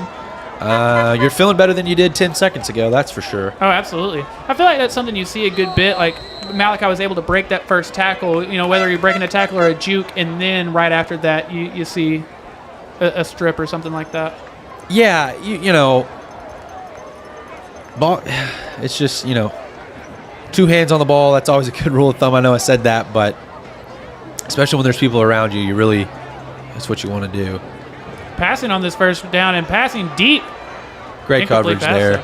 I want to point out, now I could have that wrong. I don't think I do, but if that is Malachi's first fumble this year, making it all the way to week 5 before fumbling, it's pretty impressive. Yeah, absolutely, especially with the amount of carries that he has had on his plate. Yeah, he gets a pretty heavy workload every week. I like Liberty-Eylau really going for it on first down there, though. 2nd and 10. Now they give it to London. And the Wildcats defensive line. Now he does a good job to keep his feet moving and picking up about 4 yards there, but they got to him quick. And we'll see if that's the first play of the third quarter. You would think they would want to try to get another one if they can, but with it being 3rd down, maybe a wait. There's 22 seconds left on the clock, but only 27 on the play clock, so. I bet they get one off. Yeah, I would think. You want to, for sure. For sure. Down to 10 seconds. Down to 5. And they do get it off. That's going to be a screen pass out to London. And he's got the first down. Man, once he sticks that foot in the ground and gets north, I think that he's really a good football player. Like we've said, he's been the most consistent player on that offense tonight. Yeah, absolutely. Going into the fourth quarter, Wildcats leading 24-6. Ryan, I want to tell you about our friends over at D&B Loans, your hometown loan specialist and tax preparer. Located on Gilmer Street, D&B Loans is family-owned and operated with over 30 years of experience. They offer personal loans of anywhere from $100 to $3,000. They also offer in-house financing on high-quality furniture, and appliances from sofas to bedroom sets, mattress sets, and more. They also offer tax prep and utility bill pay. And again, I want to tell you about our friends at J. Hodge Chevrolet, the most awarded vehicles at the most awarded dealership. A Mark of Excellence award winner, J. Hodge Chevrolet has also won awards for Best Automotive Dealership and Best Auto Repair Shop. They're such big supporters of the Sulphur Springs Wildcats that they're even located on Wildcat Way. Find new roads at J. Hodge Chevrolet. Give them a call at 903-307-2077. Don't overpay. Go see Jay. Just 12 minutes left in this one, and the Wildcats are up by 18. Anytime you're up by more points than there are minutes left, I feel like you feel pretty good about it. That seems like a pretty good goal to have.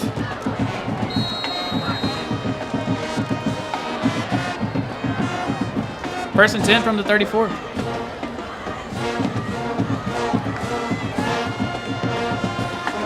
Scrambling to his left. A lot of pressure. And it's picked off! He's still going right. He's all the way up to the 50 before finally going down. And Bo Loggins. I believe he had a pick last week, too. Huge interception.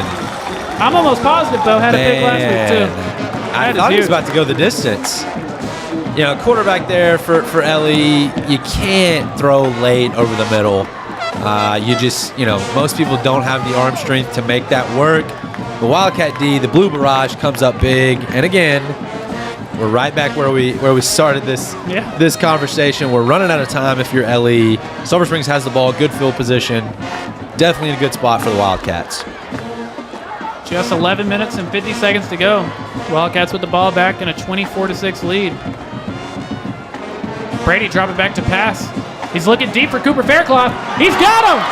Cooper Faircloth all the way up to the Bell Concrete red zone. Started at the 45, ended at the 20. Great ball, great catch, and a huge gain on first down for the Cats. That's exactly what I was talking about earlier. You run. That sets up a big play-action pass like that. We haven't seen a ton of play-action passes like that, but that one very effective. Yeah, that looked great. I mean, get that big chunk of yards. Maybe chew some clock here. I mean, you can really work. You can run anything. You're on the 20-yard line.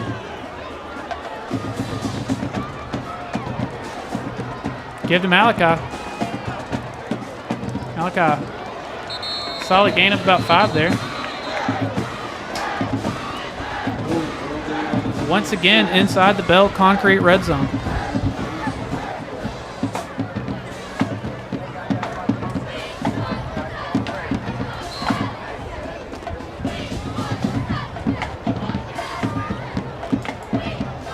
Brian, just 11 minutes left in this game.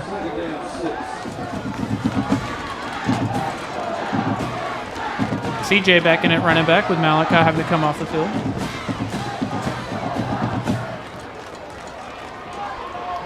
Play clock down to 3, but there's a flag on the play.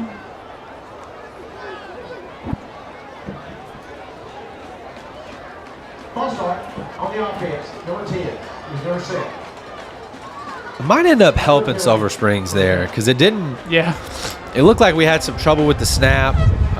They seemed to be on Brady pretty quick. It would have been 3rd down and long. Now it's 2nd and long, but at least you got another down to play with.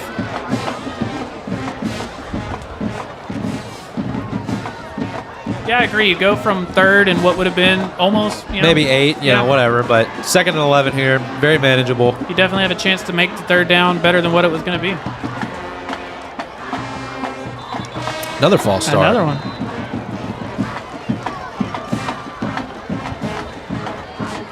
You don't want to get out of field goal range here. But you're getting there. Yeah, it would be tough I don't necessarily know what the actual number is for field goal range or not, but we have kicked really well tonight. Oh, absolutely. We like we mentioned, they've been kicking very, very well. We've already seen Yuri make a 34-yarder tonight. Brady dropping back again. Looking for Jackson Hare. It just bounces off his body for an incomplete Boy, pass. that's the first time you've seen that out of him all year. Yeah. And you're going to have drops. That's just sports. But watch it in there before you get upfield. really impressed with him this year, though. And he's got such a bright future. Yeah, we get to watch him for the next 4 years. Well, 3.5.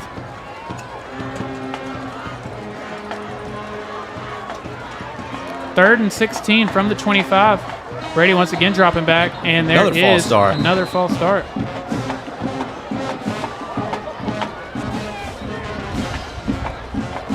I think the goal on this third down is just to try to get back to field goal. Yeah, you just... On the offense, number 2, 5 yards.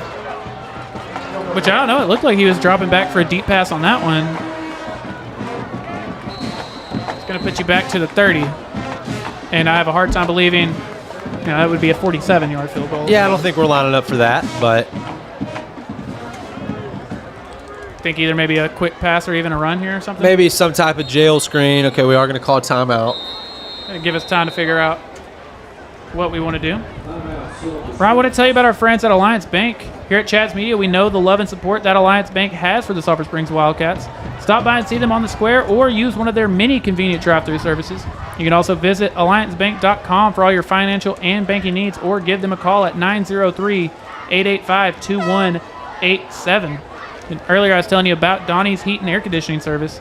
Locally owned and operated with over 25 years of experience, and they look forward to serving you. Call 903-307-9786 for same-day service, or visit them on East Shannon Road. Donnie's Heat and Air for all your heating, ventilation, and air conditioning needs. I don't know if y'all are able to hear that, but Sulphur Springs just the one timeout left. Liberty-Eylau still has all 3 of theirs. 10-13 left in the game. It's going to be 3rd and 21 from the 30.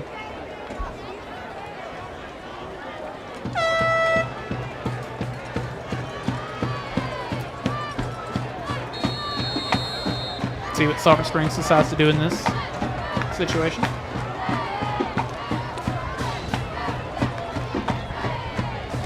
Dropping back to pass. He avoids the sack there, but ends up running back into it. The ball is loose, but I think the Wildcats are on it. They are. Good job falling on it there. Really, you might go for it here. You can't. You're just kind of in a gray area. It's too far to kick a field goal, but it's certainly not far enough to punt. Yeah, it would be very tough to punt from that spot. It would. It's about a 12-yard plus or minus punting. If you were to get a touchback. I don't know. They could quick kick it. Maybe Brady back up to 7 yards and just give it a kick. Now it does look like they are going to go for it. 4th and 24. Brady dropping back. He gets the pass off, looking for Cooper Faircloth. And that's fine. Incomplete. Like you said, that's only a difference of 13 yards of had it been a punt and a touchback. That's fine. That's fine.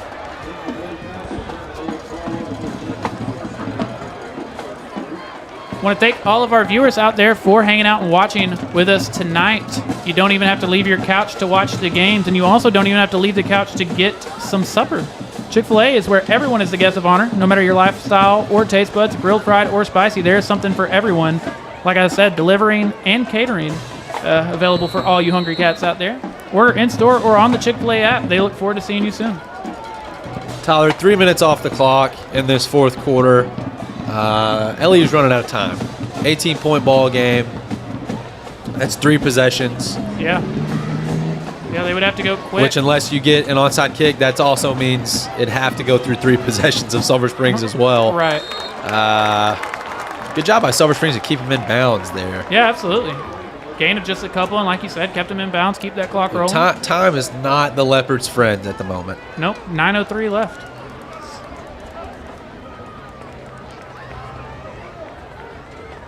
I got to say 9:03 every chance I get, Ron. I was going to say, yeah, that's pretty good. 2nd and 10 left. 2nd and 10 left? Did I just say 2nd and 10 left? 2nd down, and there's 10 yards left for the first down, I guess, maybe. Ooh, nice block there from Luke Hayton. Solid tip pass there. And just like that, we're at the 3rd and 10. I don't know. They're just not. Hadn't been very consistent tonight overall. Just can't put a great drive together. They've showed spurts, but outside of that first drive of the game, they really just He had gotten a lot of things together. It's a very heads-up play there by Luke. He had beaten his man, was trying to get to the quarterback, see the pass being made. I mean, don't you feel like there's been a lot of 3rd and 10s tonight? There have been, yes, a ton of 3rd and 10s. Which even Sulphur Springs has had a few. They converted a couple. We've seen LE convert on a 3rd and 10 already tonight. Oh, boy. Huge sack. Huge sack. Is that Matthew Clark? It looked like a couple of people in on that, but... Drew Hodges may have been the other. I know Matthew Clark is in on that. Yeah, Drew Hodges and Matthew Clark, I believe.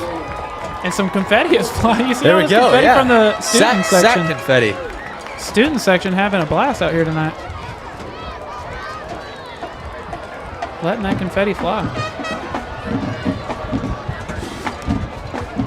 4th and 21, and it looks like they really have to punt here, Tyler. I mean, it's 4th and 21. They don't have enough time to not go for it, but they're not getting 4th and 21. Yeah, the punt is up, and with the roll, it's not going to be a bad punt. It's up to the 39. Yeah, that's fine. Certainly not ideal to punt there, but you really, golly, with the sack, you really have no choice. Yeah, I agree. I know everyone, I was mentioning the student section seems to be loving this game. I feel like everyone is, including our friends at Easley's Liquid Fertilizer and Custom Pasture Spraying. Mentioned their family owned and operated. Rodney Easley, the owner, is a father of Trent Easley, one of the coaches here for Sulphur Springs. As an authorized dealer for Monty's Plant and Soil Products, they can provide everything that your crops and soil need. Give them a call, 214-837-2206. Their goal is to help farmers be more successful. 1st and 10 from the 40. 7 minutes, 40 seconds left. Brady dropping back to pass. He's looking deep for Skylar Lewis. And it is going to be a pass interference. They're calling it. That looks like the field judge is calling it uncatchable. I was going to say it was pass interference. He's all over him. He's tugging on him. But that ball was thrown out of bounds. Yeah. I don't know. We'll see.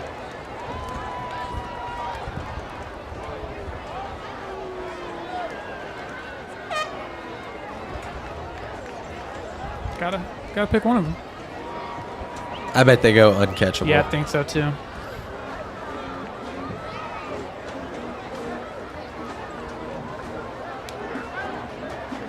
Holding. Number 1 on the defense. Oh, okay. All right. Okay. An automatic first down. So holding. The holding made the ball uncatchable. First down. So holding made the ball uncatchable. Okay. Fair enough. All right. Well, I'll be honest with you. That's not a thing. If the ball's in the air, it's pass interference. Holding occurs before the ball is thrown, which results in a 10-yard penalty rather than a 15-yard penalty. But we'll take it. Brady fakes the give to Malachi, drops back, fakes a pass, and runs it himself for a gain of about 5.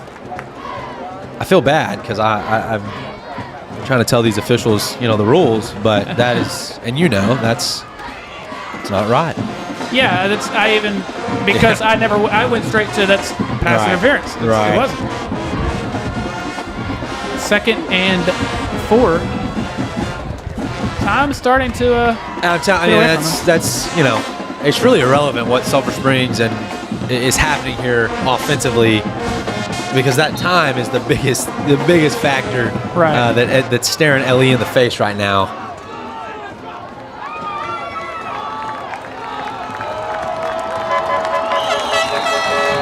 right. What is?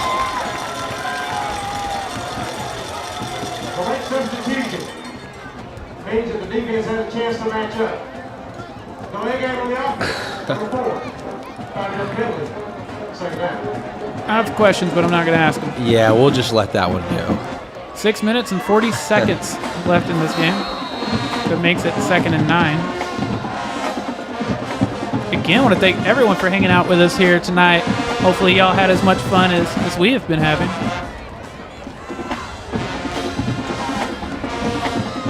Another give to Malachi. Malachi making his way to the outside. He's got some room, uses his blocker again, and gets pushed up to the 35. That was Sean Dial, your left tackle, all the way up that far, up like 11 yards up the field, making that block. Great blocking from Sean. Great run from Malachi. Sean, a player with a couple of scholarship offers already, Ryan. I believe it was southwestern Missouri. That's his most recent. So it makes it 1st and 10 from the 35. Another give to Malachi. Malachi just fighting his way back to the line of scrimmage. Maybe a gain.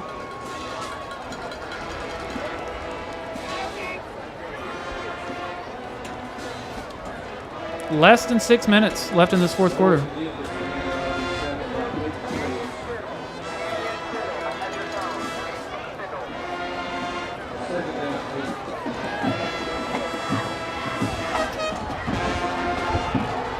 Wildcats taking their time. 13 seconds left on that play clock. Delay handoff. There's the delayed counter. They have snuffed it out both times tonight. Yeah, they have. They have. Missouri Southern State is who that scholarship offer was from for Sean Dial.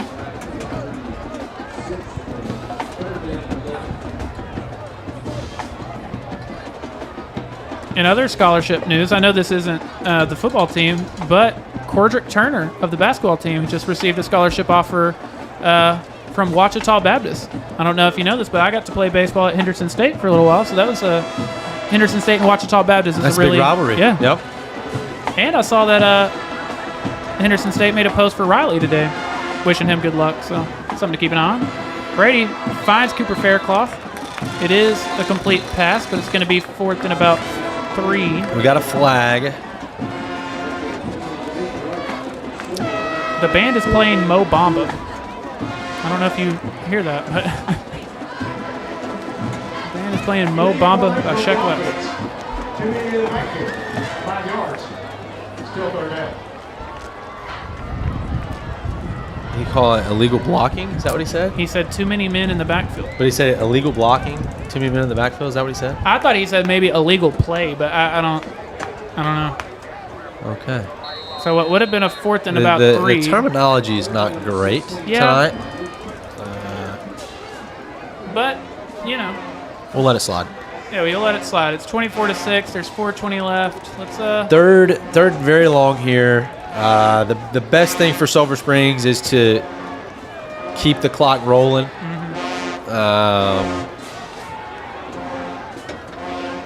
Gonna pass. That's Ends fine. up keeping it himself. That's fine. Yep. Clock's gonna keep rolling, or Ellie's gonna have to use a timeout. Now I think he was looking for CJ, and he almost had him. It looked like CJ was getting open, but then the pressure was coming. He just had to step up, and We are gonna get a timeout from Ellie here. And that will be just their first timeout of this half with exactly 4 minutes left.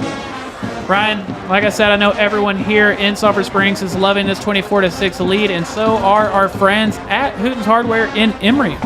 They feature brands you know and love, such as Cub Cadet, Echo, Milwaukee, Skag Power Equipment, Steel, and much more. Hooten's Hardware, they're more than just nuts and bolts. You can visit Hooten's on East Lennon Drive in Emory. Give them a call at 903-473-8788 or visit their website, hootensteel.com. Again, I want to thank everyone for hanging out with us here on this Friday night. Ryan and I are having a blast, but it is much more. We've been getting a lot of compliments, Ryan, and I've got to say, we appreciate the comments that you and I get, but it is much more than just us. We want to give huge shout-outs to everyone involved on this team. Tanner Crump, Abby Tips, Casey Chicas, Corey Hankins. Of course, big shout-outs to Chad and Logan. It's a lot of people involved in the production, and no question, man. And without the whole team, this wouldn't be possible. We appreciate the love that we're getting, and we enjoy this. This is fun for us, and it's really cool that we have a platform to promote Sulphur Springs football. Absolutely. Another flag. I think that one's probably going to be false start, and it is. What was this close to being a 4th and 3 has become a 4th and 18. Because on that 3rd down, the completed pass had made it what was going to be a 4th and 3, but then you had the flag and another flag. A lot of flags here in this final few minutes of this game. I feel like, and there's another one. I think it's going to be another false start. It is. False start on the offense, number 6. That makes what was a 4th and 3 a 4th and 23. Got 20 yards of penalties added on. And that's also, I believe, the second time tonight we've seen back-to-back false starts. I could have that wrong, but I will say it makes the punting a heck of a lot easier now. Earlier we mentioned that they couldn't punt, and now you definitely have room to punt. Oh, yeah. It's 4th and a mile. The returner is actually lined up just barely past the first down marker. Hey, I bet we don't fake it here. I bet they don't. They don't. Solid punt from Brady. Oh, give us a bounce. Ooh. Man, close. The special teams nerd in me really wanted to see that get. I can't explain it, but I love punting. If you follow me on Twitter, which you can do, @Tyler_Lennon, but on Sundays, you see all my football tweets, and every Sunday or Saturday, you'll see me tweet at least once, just what a punt, ! Big fan of punting. Ryan, the Wildcats are 3 minutes and 52 seconds away from their 4th win of the season. We have a ton to talk about. And I think we're going to do it all tomorrow morning at 10 a.m. What do you think about that? I'm in, man. Y'all come hang out with us right here at the same place on Front Porch News on Facebook, Chad's Media on YouTube, and on Twitter. Check out our Friday Night Lights Wildcat recap.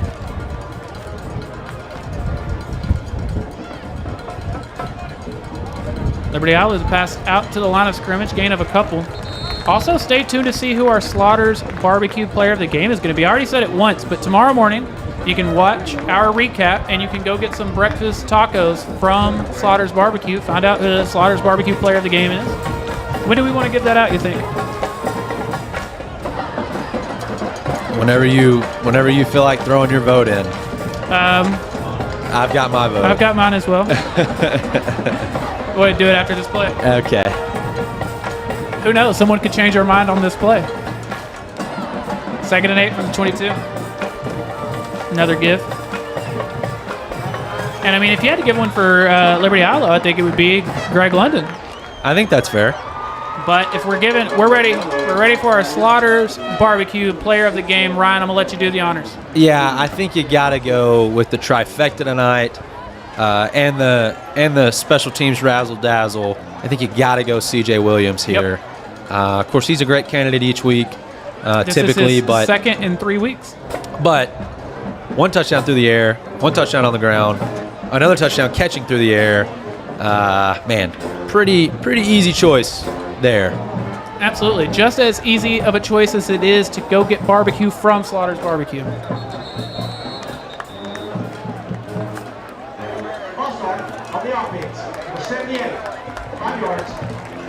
If I can give an honorable mention, I'd like to give Yuri Santa Cruz. I think that's a He great has been amazing honorable tonight. mention.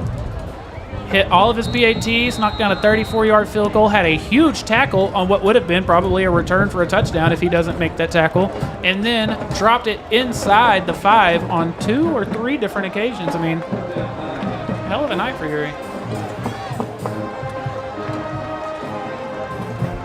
3rd and 9. There are exactly 2 minutes left in this game. Dropping back to pass. It's complete. Push out of bounds. Gonna make 4th and medium.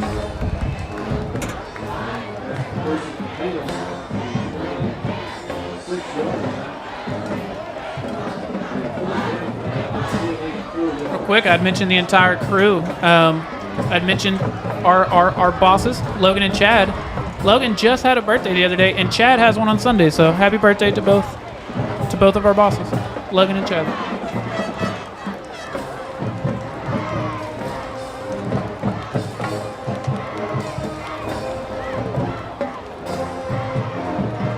Yet another punt from Liberty-Eylau.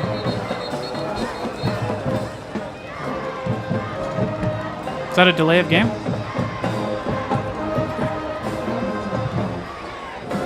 Or is it timeout? Would it? Timeout. Timeout, Liberty-Eylau. I don't know, Tyler. There wasn't an incredible sense of urgency from the Leopards late in this one. I don't know. Do you get that feeling? Yeah, 100%. At that point, I mean, it's an 18-point game. It's a 3-possession game. I get it, but I don't know.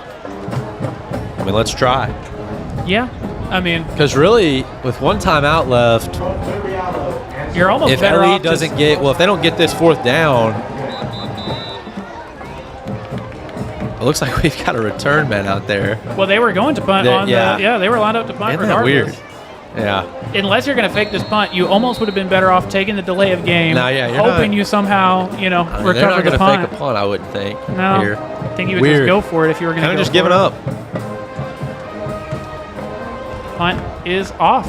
CJ Williams. Get away from to it. Get away from return. it. It's just going to roll. We're going to hop on it. So 45, or starting on the 45 rather. I mean, in Sulphur there. Springs could take, 3 knees here and it's over. Yeah. I would think you're going to see something similar to that effect. I mean, they might hand it off to Malachi or something, but 24-6, just a minute and 45 seconds away from your 4th win of the season. Again, want to thank everyone for hanging out with us here tonight. Hopefully you choose to do so again tomorrow morning.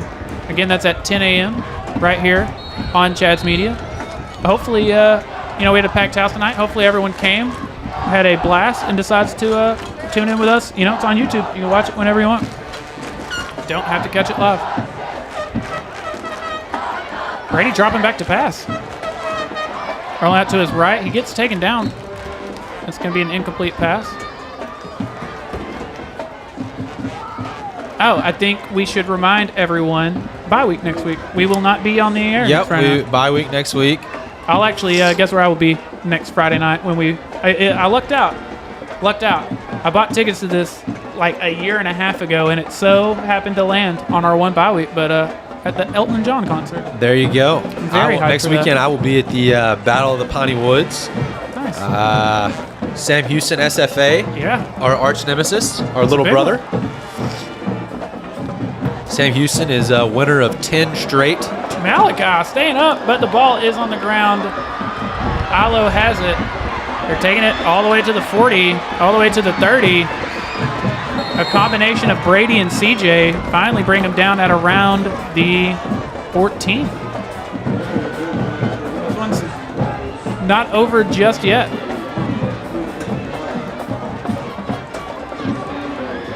Liberty-Eylau has a minute and 21 seconds left. It's kind of a weird sequence of events. It was. And I almost thought Malachi was already down before he had fumbled over here, but yeah, that was. Well, the incomplete pass, it allowed LE to hold on to their timeout. Right. So yeah, interesting. Well, okay. I mean, LE obviously they're somewhat back in this. Not, you got it. Incredible long shot here, but it's possible. Got to go as quick. 18-point game, 1:21 to play. Got to have a touchdown here. Yeah. Going to drop back for the pass, just passing it behind the line of scrimmage.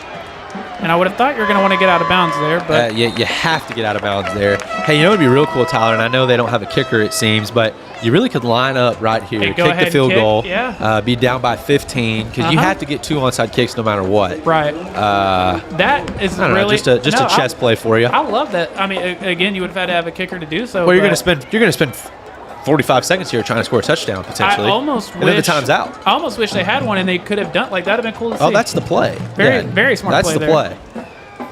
Throw in to the end zone. Ooh. Oh man, Austin Chaney almost had a pick. And all over it. As always, Riley Hammonds. Hammonds. If you ever wonder who's on the scene, it is Riley Hammonds. Down to 40 seconds. I'm still in awe about this. I would have loved to see the field goal. That's very smart. yeah.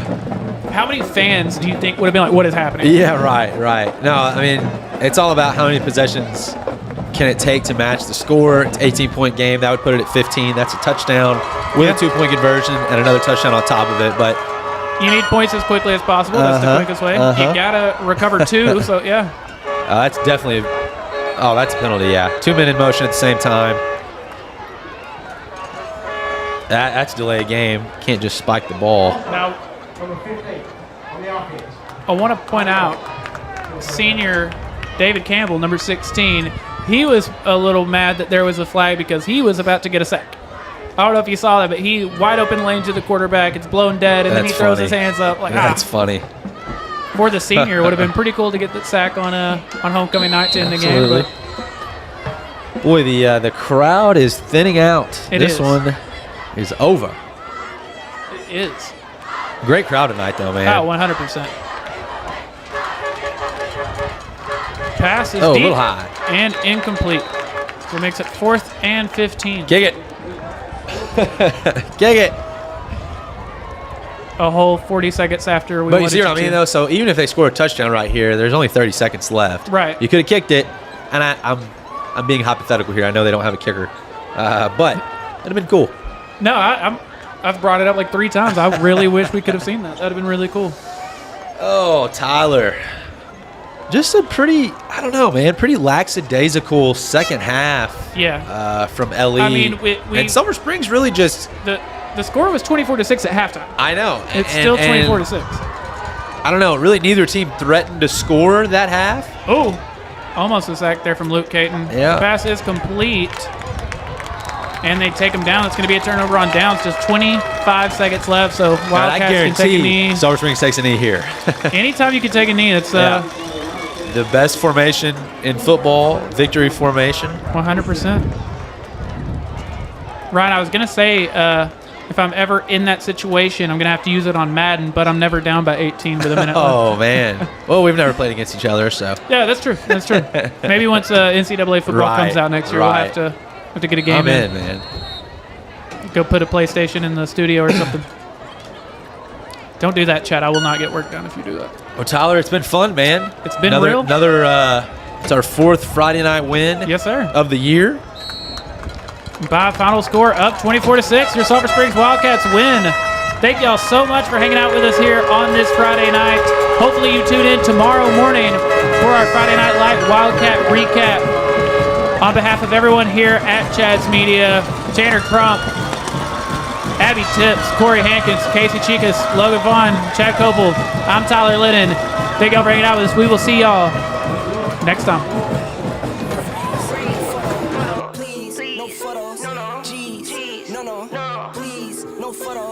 Nowadays, nothing really excites me. Only one of me and nobody's like me. Phone ringing and I tell him it's ice. I got wifey on blinging, she ice. Freeze.